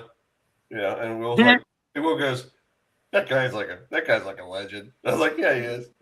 Ben has his place in the Hall of Fame and behind bars. I'll always say that. Yeah, but it's funny. And I'd say it to his face. Well, I'd want a couple of guys around me to protect me, but I know. But it's funny, like you were talking about. Yes. Starstruck.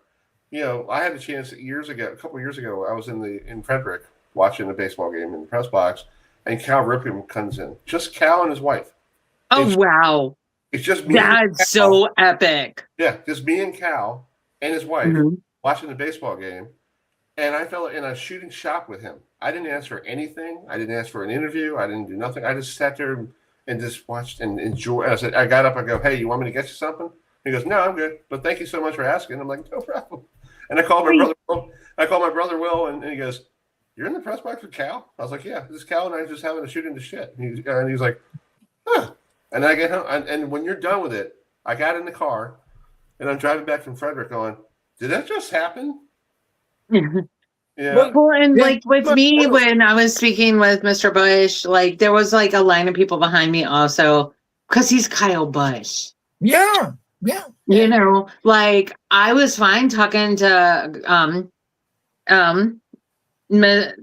Richard Petty and Kyle Petty Like I was fine. Like Richard Petty intimidated me a little bit because he is the king of racing. Yeah. Right. I love him. So I mean, just out of respect. So he and I will always just like kind of acknowledge each other, like he recognizes me now. Yeah. And Kyle Petty was my brother-in-law's neighbor. And so that's how I broke the ice with him. Because I was like, hey, my brother-in-law used to be your neighbor. He told me to tell you, hey, he was like, who's your brother-in-law? And I told him, and he was like, I remember Sid. And I was like, yeah, he's a ham. And he was like, yes, he is.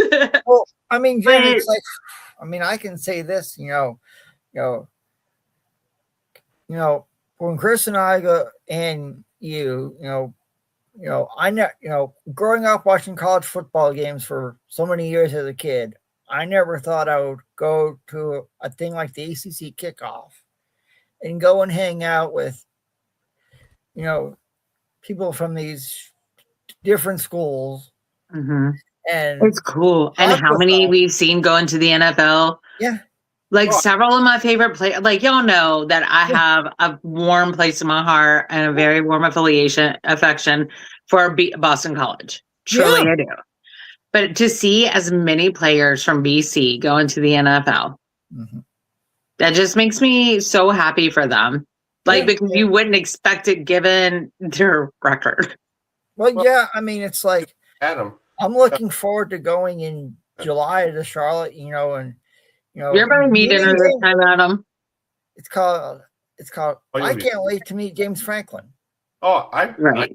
And I met him. I mean, it's like, I knew him at Penn State, and it's like, now he comes over to the ACC and he comes to Virginia Tech, and it's like, we know the history up there in Blacksburg with Frank Beamer, and they haven't had a good coach since then. So, is James Franklin, the right guy to take the helm? And I'm looking forward to talking with them and seeing, I'm ready to hey, what's your outlook like? And I'm looking forward to the tip-off too. Huh? Coach Maloney? I didn't go to the tip-off because I've only gone to the kickoff. You've gone to tip-off? Oh. Haven't you? No. He hasn't done it because he's been saving his money for the ACC championship game. Yeah. Yeah. Yeah. Okay. So well, you're staying with me this time and you're going to tip-off. All right. Fine. All right, Jen, we're up against the clock here. We got. All right. But yes, speaking with Kyle Busch was probably one of the highlights of what I've done. Jen, we will see you in July, won't we? Peace out. And I got gifts for you, Adam. Bye. Thanks for having me on. Love you guys. All right, Love see you, ya. Love you, girl. We'll get Jen on another time more. Oh yeah, but Chris, it's time to talk about another Canadian tour this week here on the show. It's time to talk about another Canadian. Yeah, we had Zach on, so I think we like Canada. Another one. And our next guest is no stranger to our show. He has appeared on here before, and he won the Pete Weber Classic, in the second event of the 2026 PBA Tour season. So joining us now to recap his year is Graham Foss. So Graham, thanks so much for joining us tonight. And what was it like for you to win an event that had a legendary name like Pete Weber on it? Well, guys, first of all, thanks for having me back. You're welcome. Happy to be back here talking to you guys. Yep. But the event, I mean, Pete Weber, everyone knows him. He's the legend. He's the bad boy of bowling. And, his career, his family's career, and just the impact they've had on the sport is truly remarkable. So to name a tournament after him and to host the trophy signed by him after I won is, it's very special. Yeah. That's something that can't be replaced. Well, Graham, it's pretty cool. I have him on my cell phone, and little Chris is like giddy when he gets a chance to text him, because I used to watch him a lot when I was a kid growing up on TV. And my dad was like, my mom's like, yeah, you love Pete Weber when you were a kid. I'm like, yeah, 'cause he used to like fist pump and run him out, yes, he had issues like everybody else does, but he was still he was the legend of our time, because his father Dick was the legend of his time. And one thing I was looking last night, I was doing some research, with all these senior doubles they used to have, he never paired up with his dad. Interesting. Yeah, and I'm thinking. I said to my girlfriend last night, like, was it because his dad is more intimidating than it's like Richard Petty and Kyle Petty bowling, racing against each other, or Cal and Bill, on the same team, and and the Ripkins, it's like, to me, I'm like, and Pete Weber, to me he's bowling. He was why I watched television when I was a kid. I'd grow up on Saturday afternoons, at 3 o'clock, and I was excited he was on television, and you probably did the same thing when your kid growing up. He made what ABC Sports was with bowling. Oh, of course, yeah. He was able to. What was special about Pete was he was able to use his emotion and translate it into making himself a better bowler. Right. And I don't think there was anyone, even to date, better at it than him. He would make an enemy out of whatever he could, and he would win just to spite that enemy that he created himself. Yeah. And it's pretty special what he could do. When you live that way, it's kind of highs and lows, but he's an entertainer. He's extremely talented, and he's a once in a lifetime kind of bowler. Yeah, we got clips from you from bowling against our friend Justin Knowles, who was a Miami Hurricane guy. So he was wearing his Hurricane colors that day. But what was it like winning that? That's your second title in less than like a 2-year span, because you won the Delaware Classic a couple of years ago, right? Yeah. So this was again the second event of the year, mm-hmm. and I don't know for whatever reason, but I tended to start my seasons pretty strong. Right. So the week before, I made the major show at the Players, and when I won in Delaware, that was the first event last season as well. And having the TV experience already the week prior kind of loosened me up where the other guys didn't. Mm-hmm. And so I had a game plan. And, fortunately, it was able to work out because, when it comes to TV days, all of us, we all have game plans. We all win in our heads. We know exactly how we're going to win, but, 4 of us lose. Right. So, my game plan prevailed. And, I was confident. I was cool under the lights. I was throwing good shots. And, when there's a lot of those external factors at play, it's not easy to push aside and succeed. So I felt like I did a really good job that show. And, it shows. I was able to lift the trophy at the end of the week. And, there's no better feeling than winning. So. Exactly. So now you're going to go up to Lehigh Valley, right, for the that Battle of the Bands, the brand thing, right? Yeah, we have the Norndube Open the week prior, and I will be there for the Battle of the Brands on the weekend as well. So what do you think about this new Elite League thing? I think they should have just kept it in Bayside. I think this whole whole kind of weird because I'm trying to look at people on the roster. I consider it separate. I consider the Elite League and the Battle of the Brands totally separate. Right. What the Elite League was, it was with the draft. It was strictly like you had a manager that was really focused, and like their job was to get the team to win. And to some degree it still is, but with the Elite League, we had matches almost every tournament, whether it was on TV, Bowl TV, we're competing as a team, right? But also in singles for the regular tournament. Now, when it's Battle of the Brands, we're competing for singles, but our singles scores count for the team. So it feels like you're not really, it's a different kind of environment. And what I think is going to happen on the show, I think the show is going to be awesome. I think team bowling is incredible. I think the bowlers love it. I think the fans love it. And I think that's going to translate to TV. So in that aspect, I think it's the same. And I think you're going to see a really good product. And for that reason, I'm really excited for it. I mean, it's not often in professional bowling you get to bowl with 4 other guys cheering for you and ready to throw their best shot for you. And so I'm really excited. Yeah. Well, Graham, I mean, first of all, I know you're from Canada, but you now live in Ohio, and I love your background since you obviously now are a Columbus Blue Jackets fan. So I'm assuming, are you pulling for, I have to ask, in the Eastern Conference Finals, are you with Carolina or are you with Montreal? Okay, so I filled out a bracket, and there is only yes. one side I have right still, and that is the Eastern Conference Final.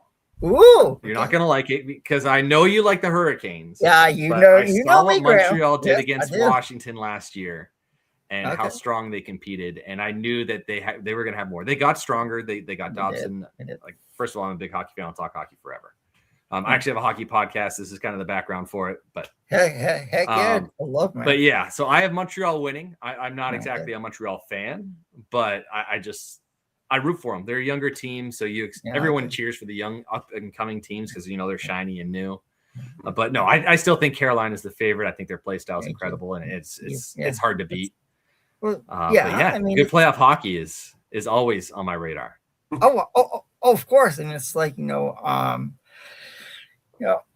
had your a little while ago, we had your fellow Canadian Zach Wilkins on, and I asked him because I asked him the same question. It's like I know you guys up there in Canada haven't won a Stanley Cup, and it seems like forever, and that's where hockey was basically got started. And you guys have there's a lot of incredible junior hockey programs up there, and it's like but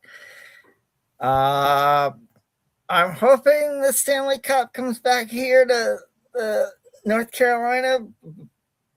But if you guys were to win, I would be happy, for you, Francois Lavoie, Zach Wilkins, and Frankie's a big Canadian fan anyway, so he'll probably hound. Yeah.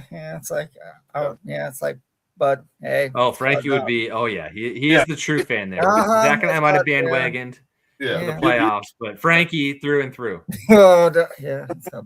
Exactly.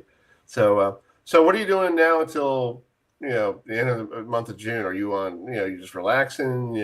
Catching up with stuff at home, laying low. This week I am helping potty train my youngest son. Oh, that's cool. So that consists of a lot of outfit changes. Nice. Just it's something that I want to be a part of. It's cool that I have downtime, so it's going to work out, and it's good to be home. When you're away from the family, it's hard. It's hard on me. It's hard on them, and so I want to soak up every part of dad duty I can. Yeah. Heck yeah. Yeah. When he gets older, he'll be like, "My daddy's a pro bowler." And you'd be like, yeah.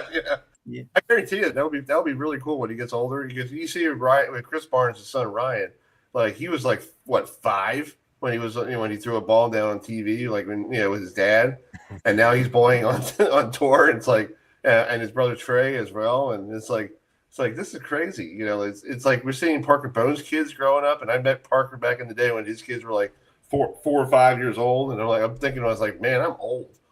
Like older and older. It's a family sport. You can start young. They love it. Yeah, it's crazy. There's all ages. It's the sounds. It's just doing it, just forcibly knocking something down. It's good. It's all of it. It's a good stress reliever. Yeah. Well, I got to ask you. Absolutely. Well, yeah. When you first started bowling, how did you start bowling? Because when I was a kid growing up, my mom told me I used to take her grapefruits and throw them in the kitchen. And I'm like, really? She's like, yeah. And then we finally bought you these plastic pins and put you outside. But she said, you used to take my grapefruits and just roll them in the kitchen. Just roll them, And I'm like, really? I was like, that's crazy. How did you start? Did you have the same, So my parents, they were recreational bowlers. They bowled once a week. It was a total rec league. Just have fun, get away from the kid. But sometimes they couldn't. And they'd bring me in a little bouncy chair. And I'd be at the bowling alley, and I'd love it. No, cool. Then they'd get home, they'd start channel surfing on the TV, and I'd be throwing a fit. And then bowling would come on, and I would stop. They'd swear by it. I would stop. They'd change the channel to test it. Nope, true and true. So what they ended up doing is they would VHS record the PBA telecasts, that when I was really upset and they didn't want to deal with me anymore, they just put it in the VCR, and I'd watch bowling. Nice. Heck yeah, dude. I love it. My mom still has some of the tapes back home. It's awesome. Heck yeah. I can't even listen to it anymore. The sound is gone. But the true story is my brother Matt told me this one time.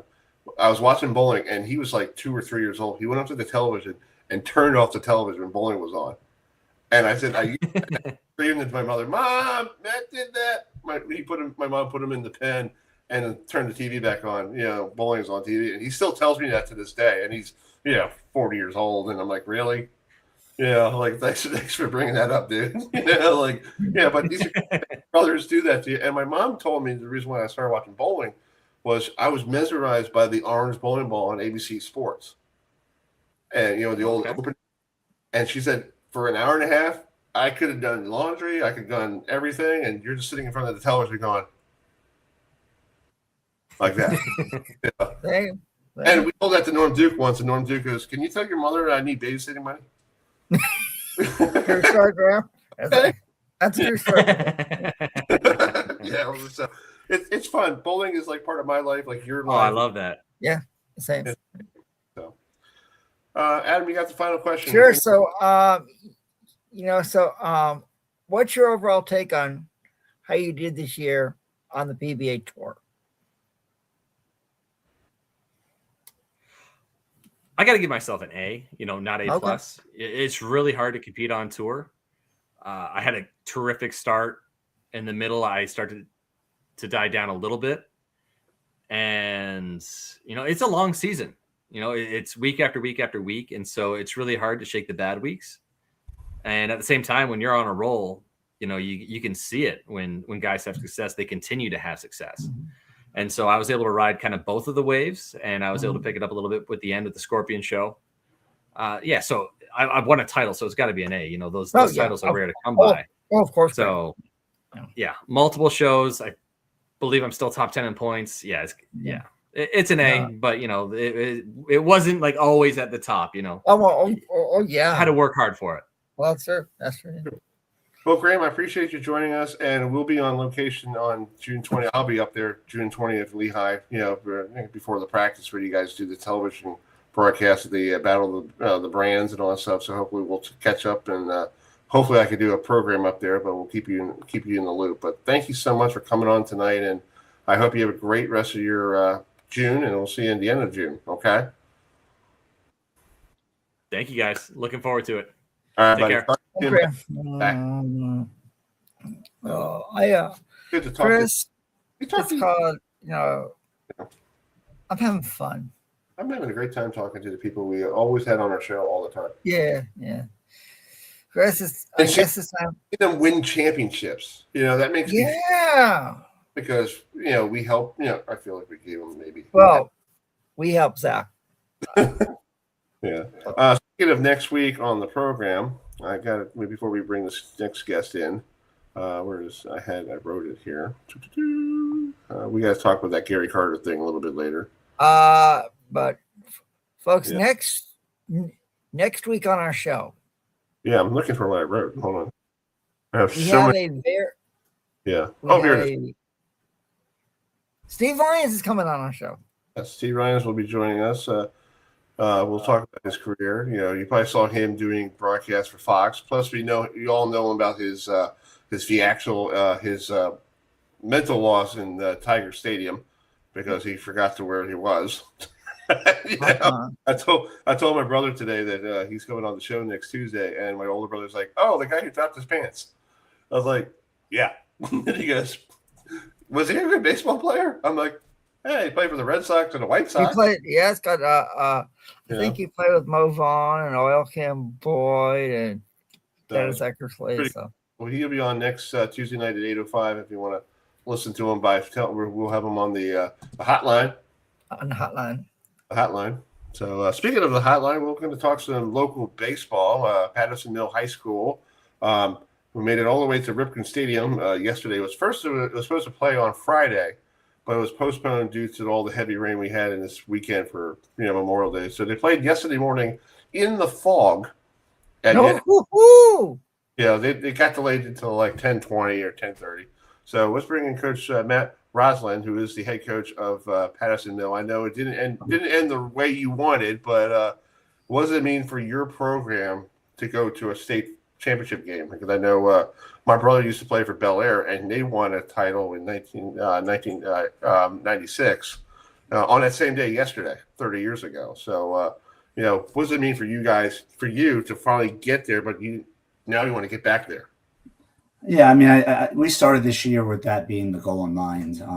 Been very blessed to work with some great players and some great coaches in my career. I had the opportunity to start Patterson baseball back when the school opened. Original season was 2008, back when we were just a 9th and 10th grade school, and kind of had a chance to create a culture instead of have to change a culture, and that's been a blessing for me. This was our 4th trip to the state finals. We're one situation away from hoisting that trophy. That's been elusive for us. It didn't go our way, but it's been a really, really special season.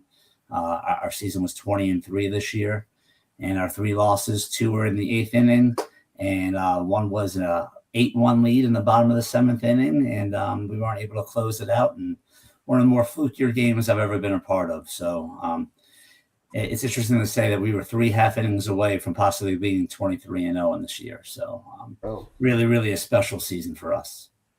Well, talk about Hartford County baseball, because I'm from Bel Air. I'm down here in Cockeysville now, but Bel Air High School, you guys, Seaman on the right, Edgewood, Falston, North Hartford, you name it.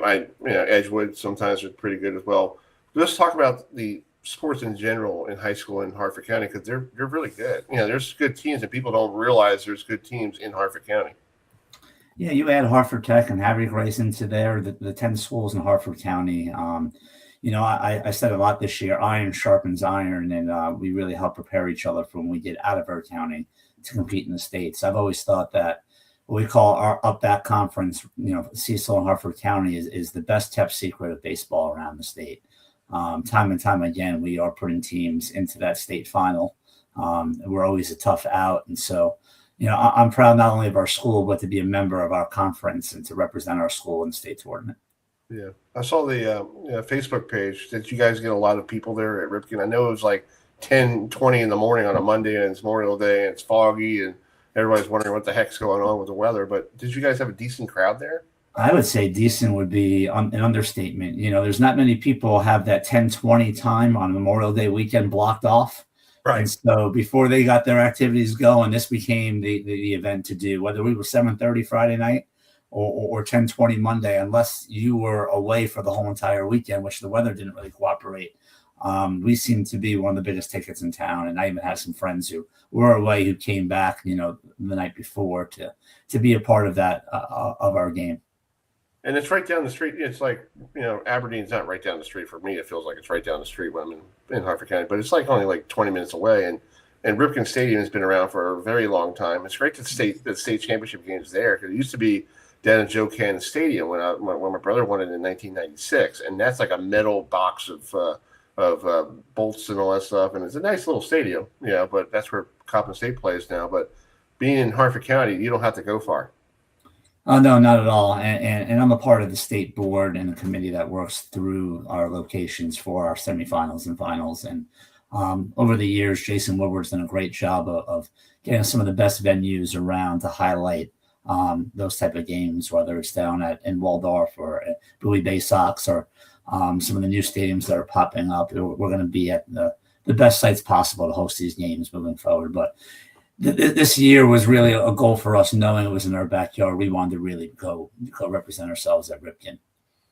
Yeah. Adam, you have a question for him? Yeah. So, so obviously Chris mentioned the Fach. So, what was it like for you and your team to play a game in the Fach?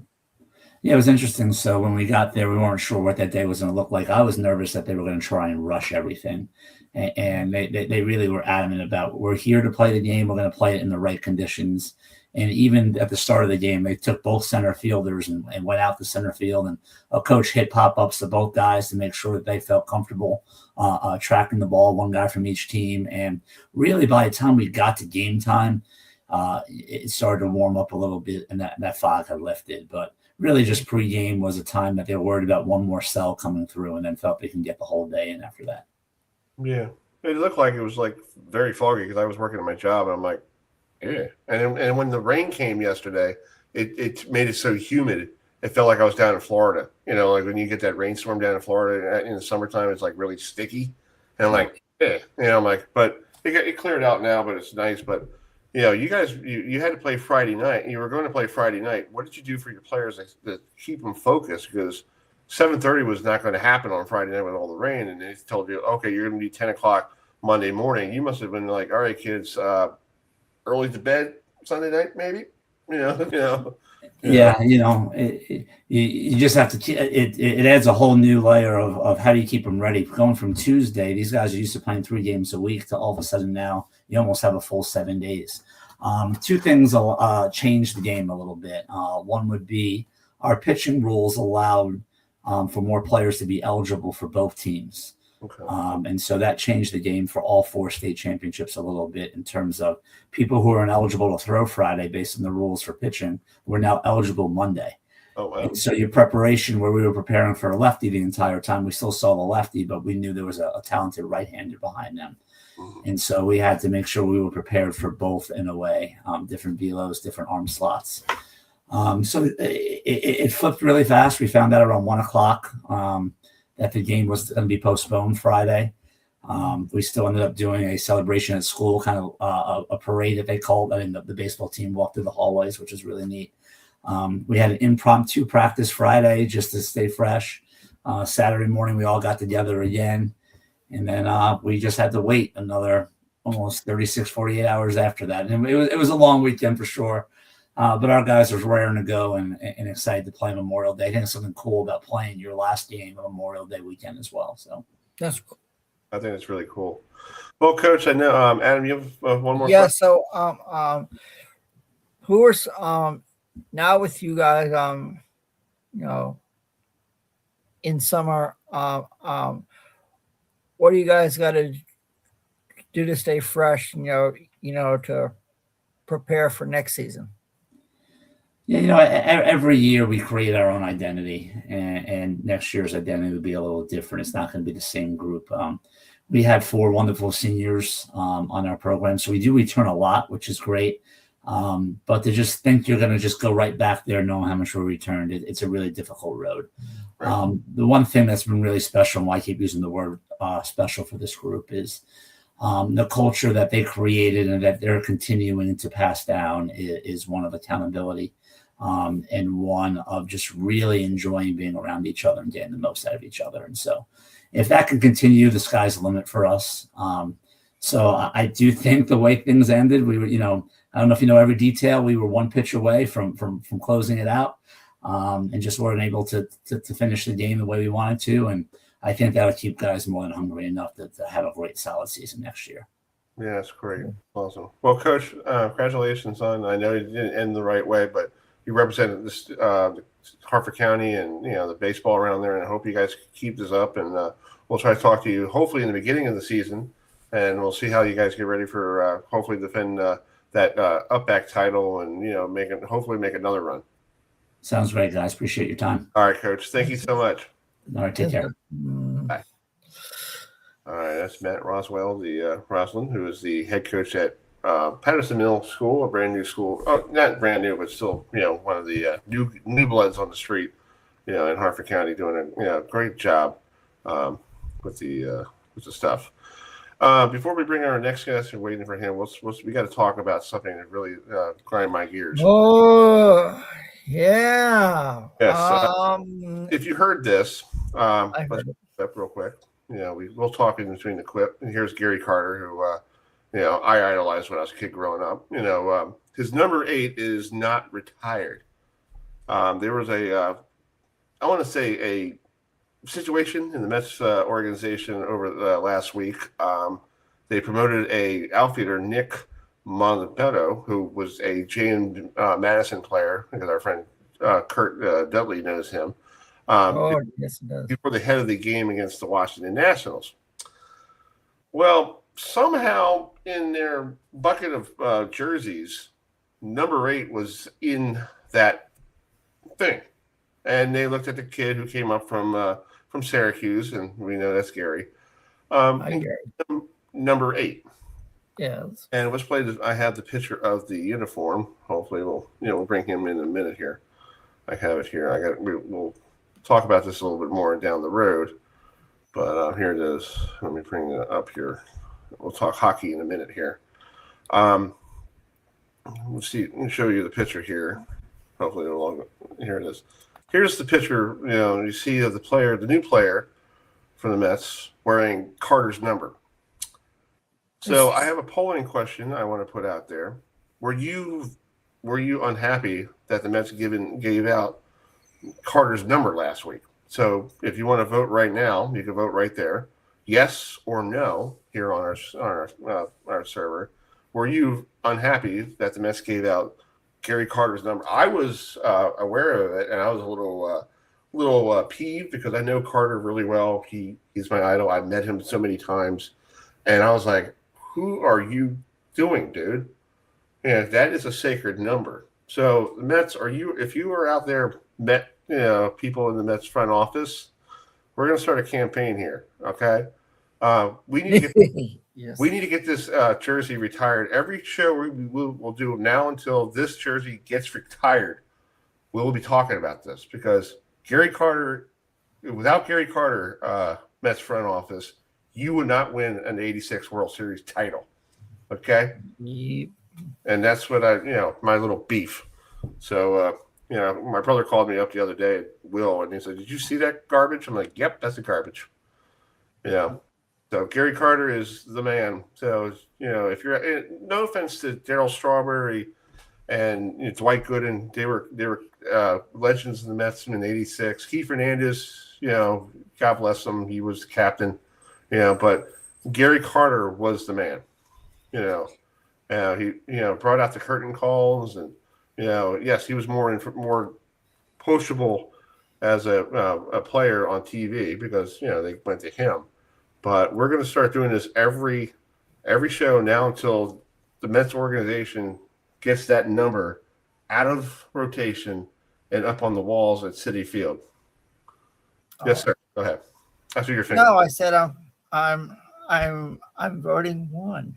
Yes, you're voting one. So, folks, Chris, can I bring in our last guest? Since how much I love hockey. Let's talk some hockey, but we're gonna. Yeah. So let me bring this clip in. We got to show them the last night. I already know what happened. Let's get that polling question off here.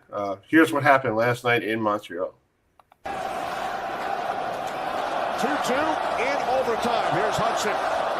Picked off by Svechnikov. Svechnikov looks to put a move on. Maintains control of the puck. Svechnikov, cross ice, Jarvis. Back out, shot by Svechnikov. Score! The Carolina Hurricanes take game 3. Their second consecutive overtime victory. Svechnikov, the shot. Aho was setting up in front of Dovesh. The Hurricanes win it 3-2. All right. Now, folks, if you don't already know, I live here in the state of North Carolina, and I love my hockey. I love my Carolina Hurricanes hockey. You want to bring in the guy who? So to talk about the Eastern Conference Final, let's bring in Cory Lavalette, who's a senior editor for the North Star Journal. So, Cory, thanks so much for joining us tonight. I know you are out there in Raleigh. I live outside of Asheville. So, what's the mood like been all day? With what happened last night up there in Montreal. Yeah, I'm actually here in Montreal. In my hotel. Okay. No, Nice. okay. So, we're having a Canadian feel here on the show. We talked to some bowlers from Canada. We got you guys. You're up there in Montreal, so it's always a Canadian show tonight. That's good. I like it. Not bad, yeah. So I'd say the atmosphere here probably isn't so great. I imagine in Raleigh people are a little more happy. Based on my social media feed, I think people are a little more happy. So, but yeah, the Montreal faithful probably in a little bit of panic right now. I mean, Cory. I'll say this. Carolina, for you folks who don't know, Carolina swept Ottawa, swept Philadelphia. And then they had time to cool off. And in game 1, as you know, Cory, it affected them with Montreal winning. But Carolina has come back to take the next 2. So what do the Canes got to do to have them go up 3-1 and then come back here to North Carolina and advance to the Stanley Cup Finals. Yeah, I mean, I think they just need to stick with what they've done the last two games. I put out a tweet after game 2 that was the fewest shots that a team has ever had in an overtime game in NHL history, tying a 1970s Chicago Blackhawks team that lost to the Bruins with 12 shots. And then they came back and basically did the same thing again last night. They only gave up 13 shots, even though the game went to overtime. And even that 13th shot wasn't awarded to the Canadiens until after the game. So they just need to continue to do what they do. Obviously they're they thrive on shutting other teams down, and that's kind of what they've done to Montreal here. And the fact that they could do it with the Canadiens having last change and the Canadiens getting to dictate the matchups, pretty impressive performance, I would say. Tight games still, one-shot games. This series could very easily be 3-0 for Montreal. There's no doubt about that because it's been 2 overtime games. But the better team in the series has definitely been Carolina. The first game was a bit of an anomaly, I think. So we'll see what happens in Game 4 tomorrow. But if they can win Game 4, and I had the Vegas game on before I jumped on with you guys, and I saw they scored pretty early on. So Vegas may be on their way to punching their ticket to the Cup final. So we may be starting the Stanley Cup final a little earlier than expected if the Hurricanes can win tomorrow and really get to go home with a 3-1 lead. Yeah, and like Adam was saying, you guys swept the first 2 rounds of the playoff, and then sat down and waited, and that kind of takes a little effect out of the team. You see that a lot in baseball, with the team sweeping their playoff series, and then they got to wait 5 or 6 days to play somebody. I think they should make a rule that if you're sitting around for 5 days, you should grab some local team around there and say, hey, you want to scrimmage? I saw somebody joke that Colorado and the Carolina should have gotten together, like met somewhere in the middle and just held scrimmages for the 11 days that Carolina had 11 days. They probably could have benefited from just doing that, but obviously it didn't take them too long to get their feet back under them. Right. Adam, you have another question? Yeah. So it's been nice, Cory, that we have not had to face Florida and Tampa Bay since they have been our kryptonite. So for the people who aren't familiar with the Hurricanes, just talk about what head coach Rod Brindamore has been doing right this year. I don't even know if it's so much about who the opponent is. This is a team that is better than they were a year ago, better than they were 2 years ago. Some big additions in the offseason with, Nikolai Ehlers, obviously. We saw what he did in Game 2. He's a game-breaking type of talent, something that they've lacked.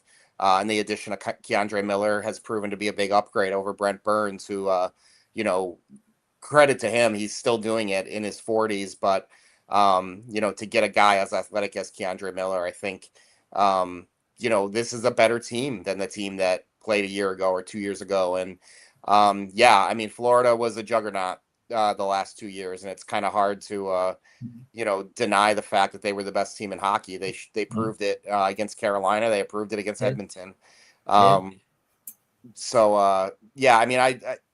I wouldn't want to put an asterisk on this or anything if they do happen to get through this round and reach the Stanley Cup final, because I think really they match up well with any team right now. I'm not saying necessarily they're the favorite against any team, but even if Florida was in this right now, these Hurricanes are a handful. They have some elements that maybe they didn't have, and also we talked about the 11 days rest. They're healthy. We don't have anybody. We don't have anybody missing practices or anything like that. So that's been a big thing for them. This rest, while it didn't help them in Game 1, there's nobody missing practices. There's nobody not on the ice, nobody not available to them right now. And you look around the league and that's just not the case. Colorado's really banged up, even Vegas really banged up. And Montreal's starting to feel it a little bit in this series with how physical Carolina has been. Oh, yeah. So what's the mood? I know you're up there in Montreal. I guess you walked around town today and they were like, They lost again.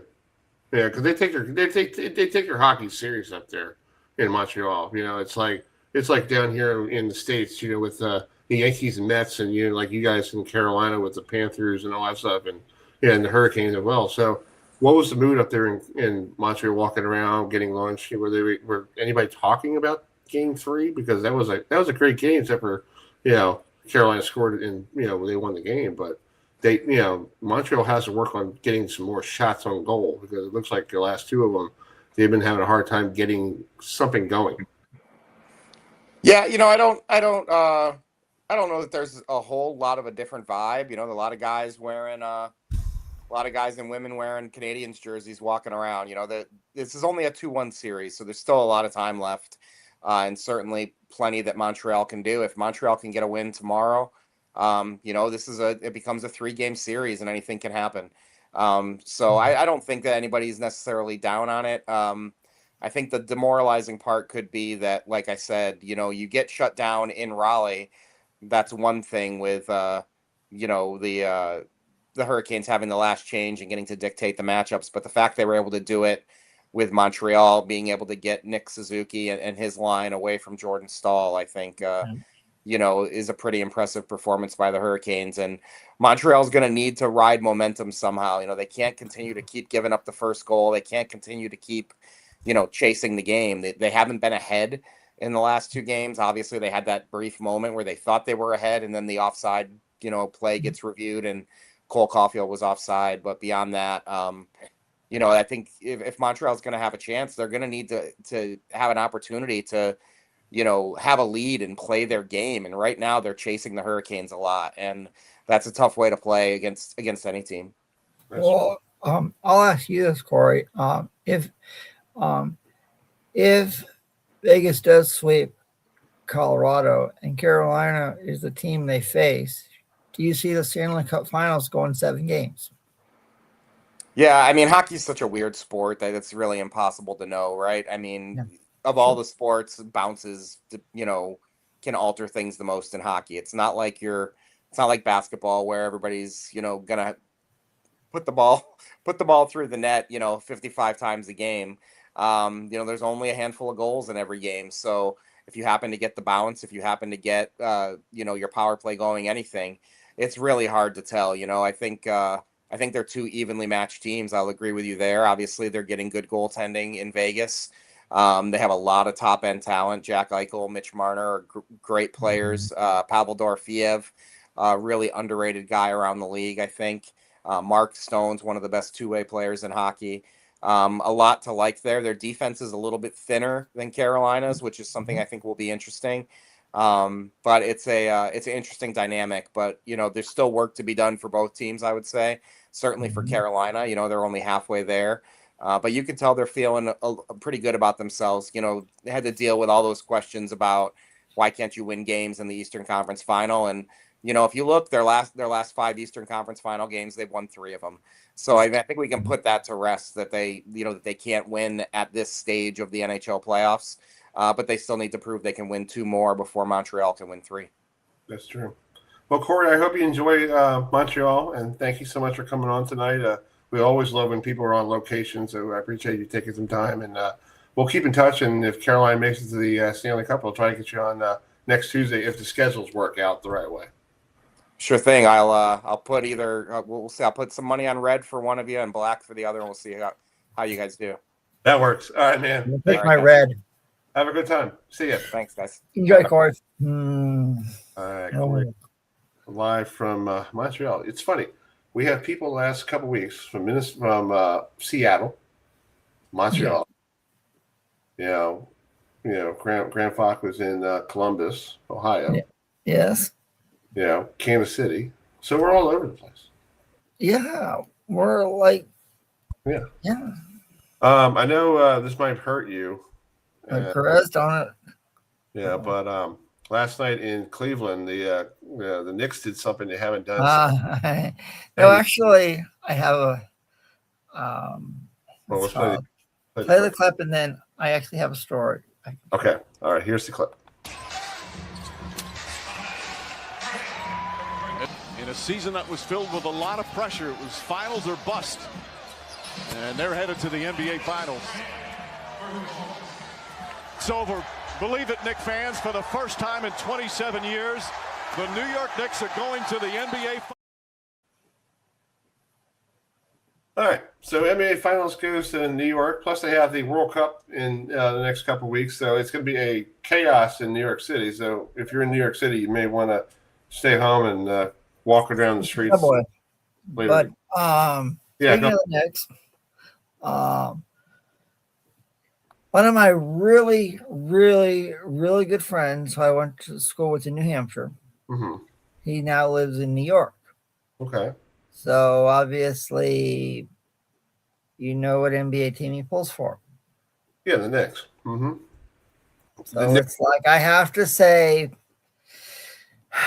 and I did meet Ben Stiller, and y'all know this. He is a Knicks fan.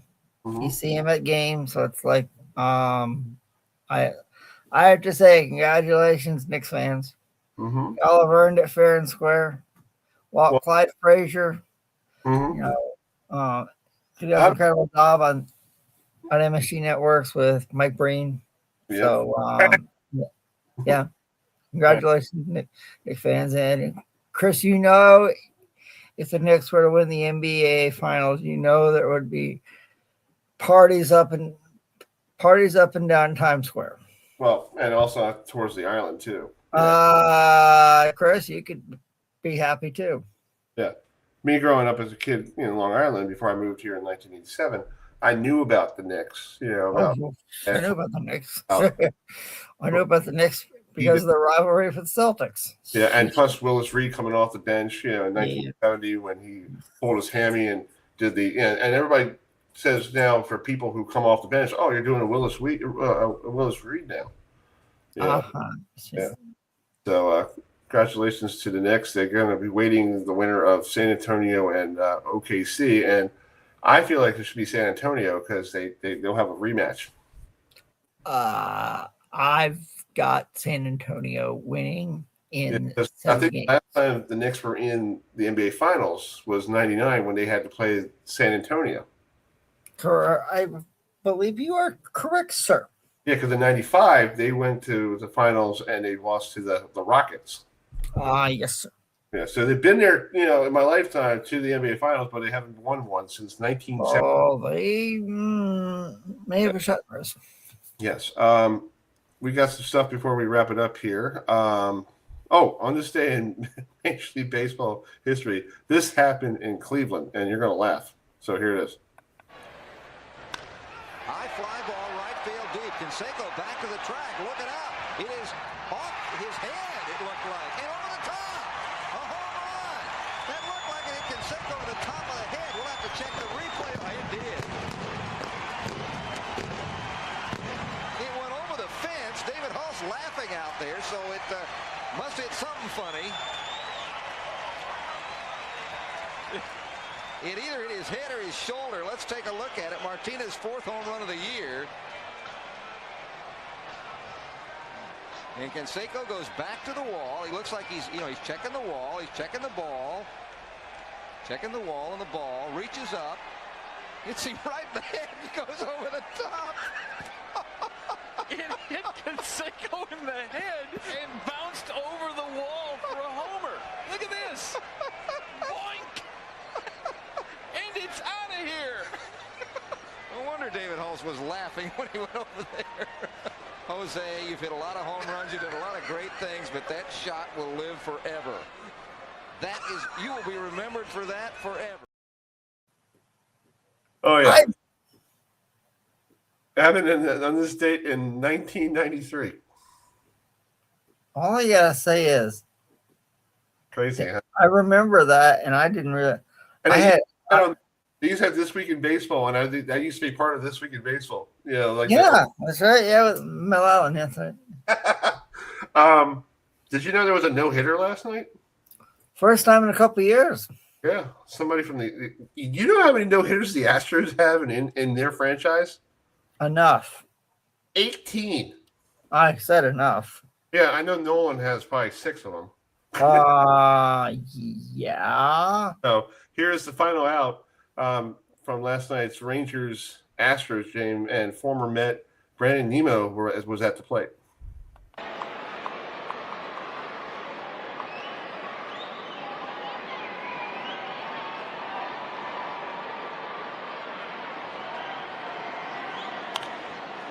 Down to their final strike, 1 and 2 in the bottom of the ninth.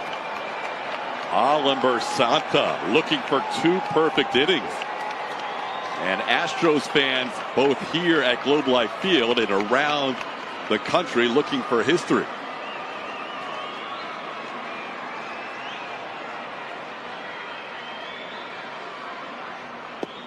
Called third strike.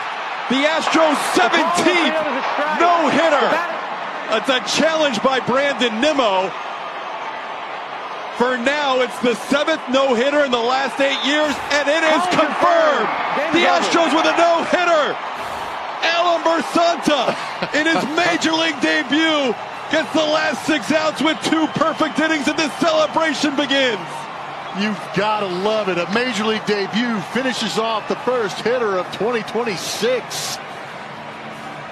How about it? Your introduction to the big leagues is in a pressure situation. Even with a 9-run lead, you got to imagine he felt a little bit of that. But he came out and dealt the Astros, pitching around walks, using that defense, and combining for their 5th no-hitter in team history. 17th regular season no-hitter, 18 if you count the World Series no-hitter, started by Christian Javier, Tatsuya Imai, Steven Okert, and Alibur Santa in his Major League debut. Spin to win. Gets it at the bottom of the zone. Christian Vasquez knew it. Nimmo had to challenge just to see if he could get the call, but that was a... So first no-hitter since 2024. That's right. Wow. That's right. Yeah. We lost somebody today. Another Atlanta down, to the world of, let me bring this clip up here. Bob Horner, who used to be one of the Braves' all-time hitters back in the 80s. So here it is. Here's a clip for him. This is date May 5th, 1986, when he hit a home run in extra innings against the Cincinnati Reds. This is on the TBS when the great... Oh, the good old Superstation. Yeah, with Ernie Johnson's father, and I think he was doing the call. So here it is. Says he's seeing the ball better. And he says, no, I don't know what that means exactly either. But I'm getting base hits, 1-1 pitch. Outside, 2-1.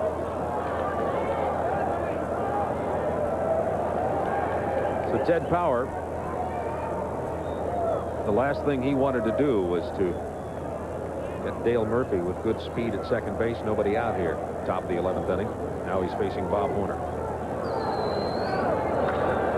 And Horner hits it deep to left center field. Very deep. It's out of here. A 2-run homer for Bob Horner in the top of the 11th inning. His 4th home run of the year. No question about that one. Well, power against power, and the Murphy-Horner combination produces. Gotta love those powder uniforms. Oh, That's you the get old, me all jittery. Braves right there with the blue, with the powder blues. Yeah. Beautiful. So he passed away today, sadly. So it's not been a great month for the Atlanta Braves. They need to get Adam. Chris, we had Ted Turner, Bobby Cox, and now Bob Horner. Yes. And you still have, 4 more days of May. Chris. Please God, no more. Like people. Yeah, it's called. Yeah, it's like all I can say is, can it be July? I know. Speaking of, we were talking. If you just joined us, we talked about. We got an email this morning that made us really happy. We did. Yeah, it's called. So I want to tell you, I woke up around 8:30 to help. Yeah, I was like. Phone, and I looked up. I went on the computer because I had to do something on the computer, I went on and I see this email, and I'm like, "Are you serious?" I saw it too on my phone. I was like, "Came up was you." And I'm thinking, all right. I'm thinking to myself, if he got approved and I'm not, that is going to be, But Chris, I looked at. as soon as I checked my email, I was like, There ain't no doubt in no one's mind that love's the finest thing around. Yeah, so we're going to go to be in Carolina. we will be at the Hilton Charlotte Uptown in July, seeing our friends from the ACC and talking college football. We'll be doing hopefully a show from there or probably in the hotel. We'll take care of that. Yeah, that was last year when we had audio issues, Chris. Yeah, I think we're going to go from back from the hotel because I think that'll probably be better to do. Yeah, that was us last year with Jeff Colhane, and I hope we see Jeff down, in Charlotte. But hopefully. So we'll be there in July. The dates are July 15th, 16th, and 17th. We'll be there rolling in on the 14th. The band is going to be back. Yeah. So it'll be Dan Hattori will be there as well. Dan the Man Tortora, and the A-Train, and Herbie. The program. Hopefully she'll be joining us. Huh? Hopefully Jen will be there. No, Jen, she will. I'm assuming she will, and then we'll see. Hopefully, we'll see our good friend Bud Alderman will be there. We'll see our good friend Carl, who covers Georgia Tech. We'll see Alex, Dono, and we'll get Alex and TJ on. Maybe that Tuesday night we're down there. Maybe we can see. Yeah.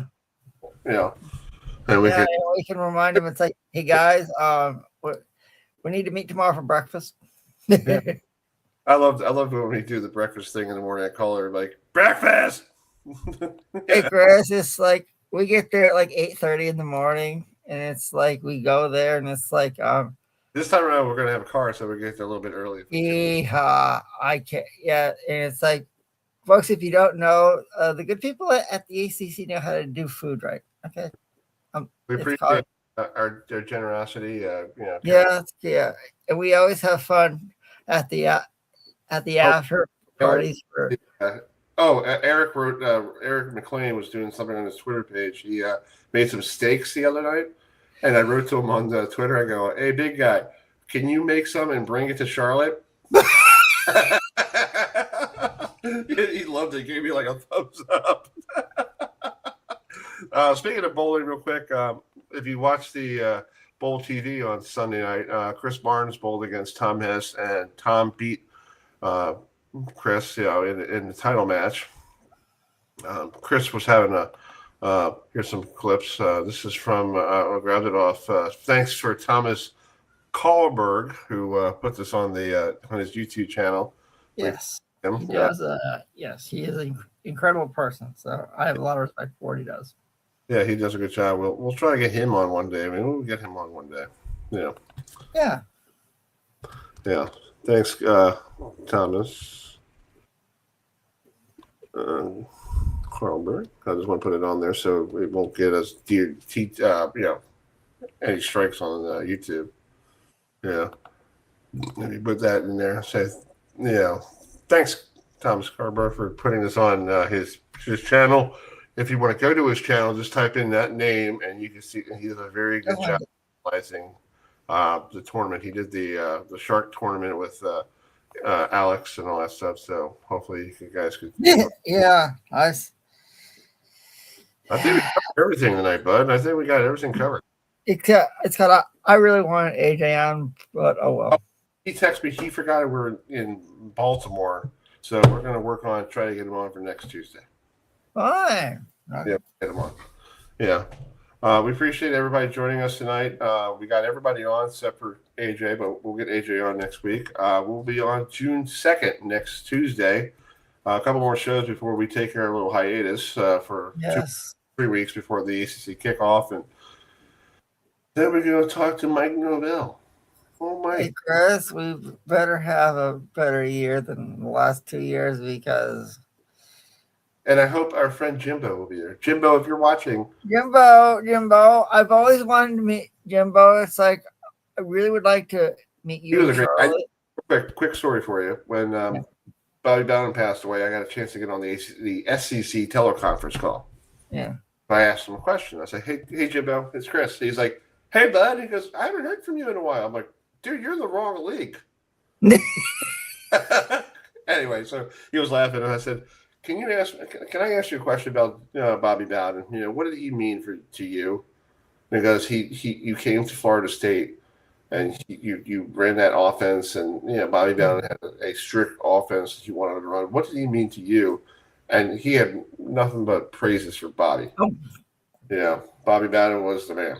Yeah. He put Florida State on the map for football. Yeah, he sure did, Chris. Not bad for Virginia. Yeah.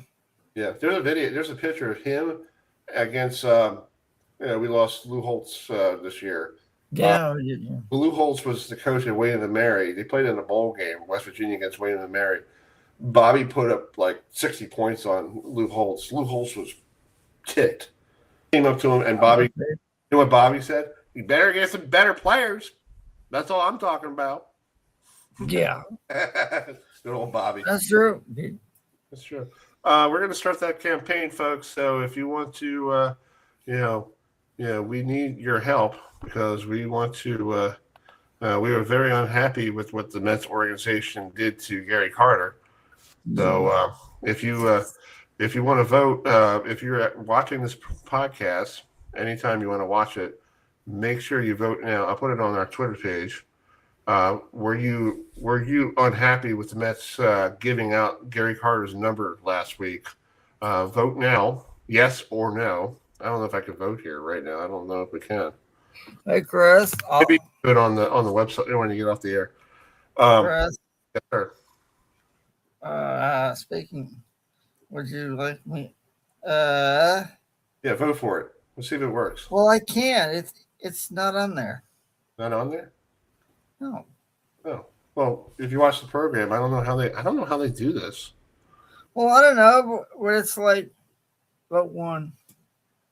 Right now we have 4 people watching. So hi to everyone watching. Okay.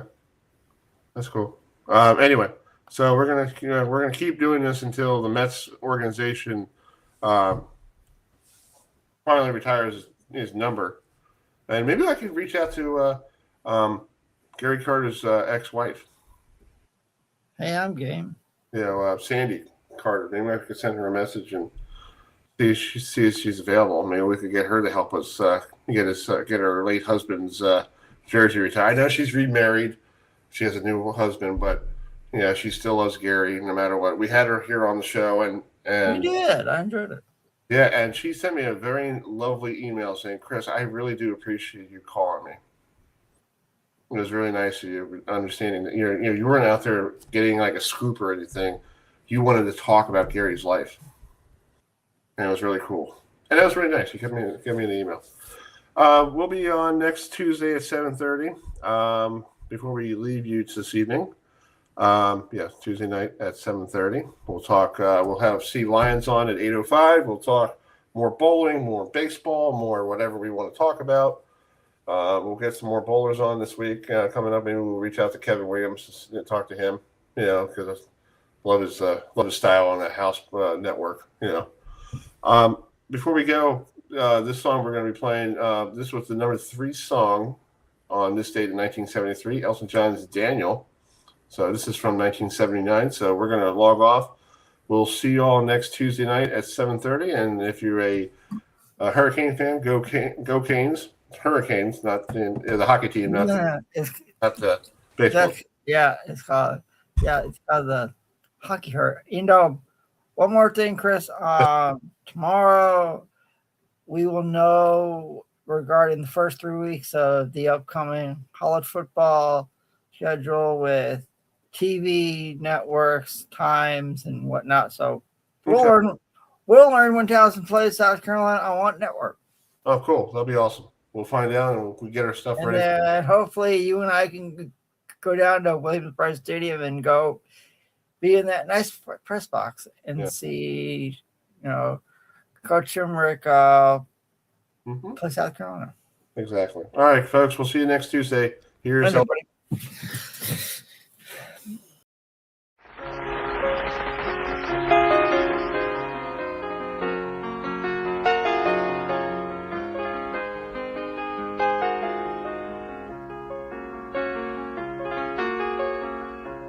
Daniel's traveling tonight on a plane.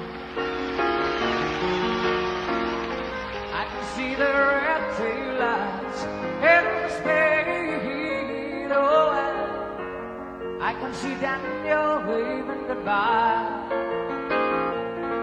Oh, it looks like Daniel must be the clock in my.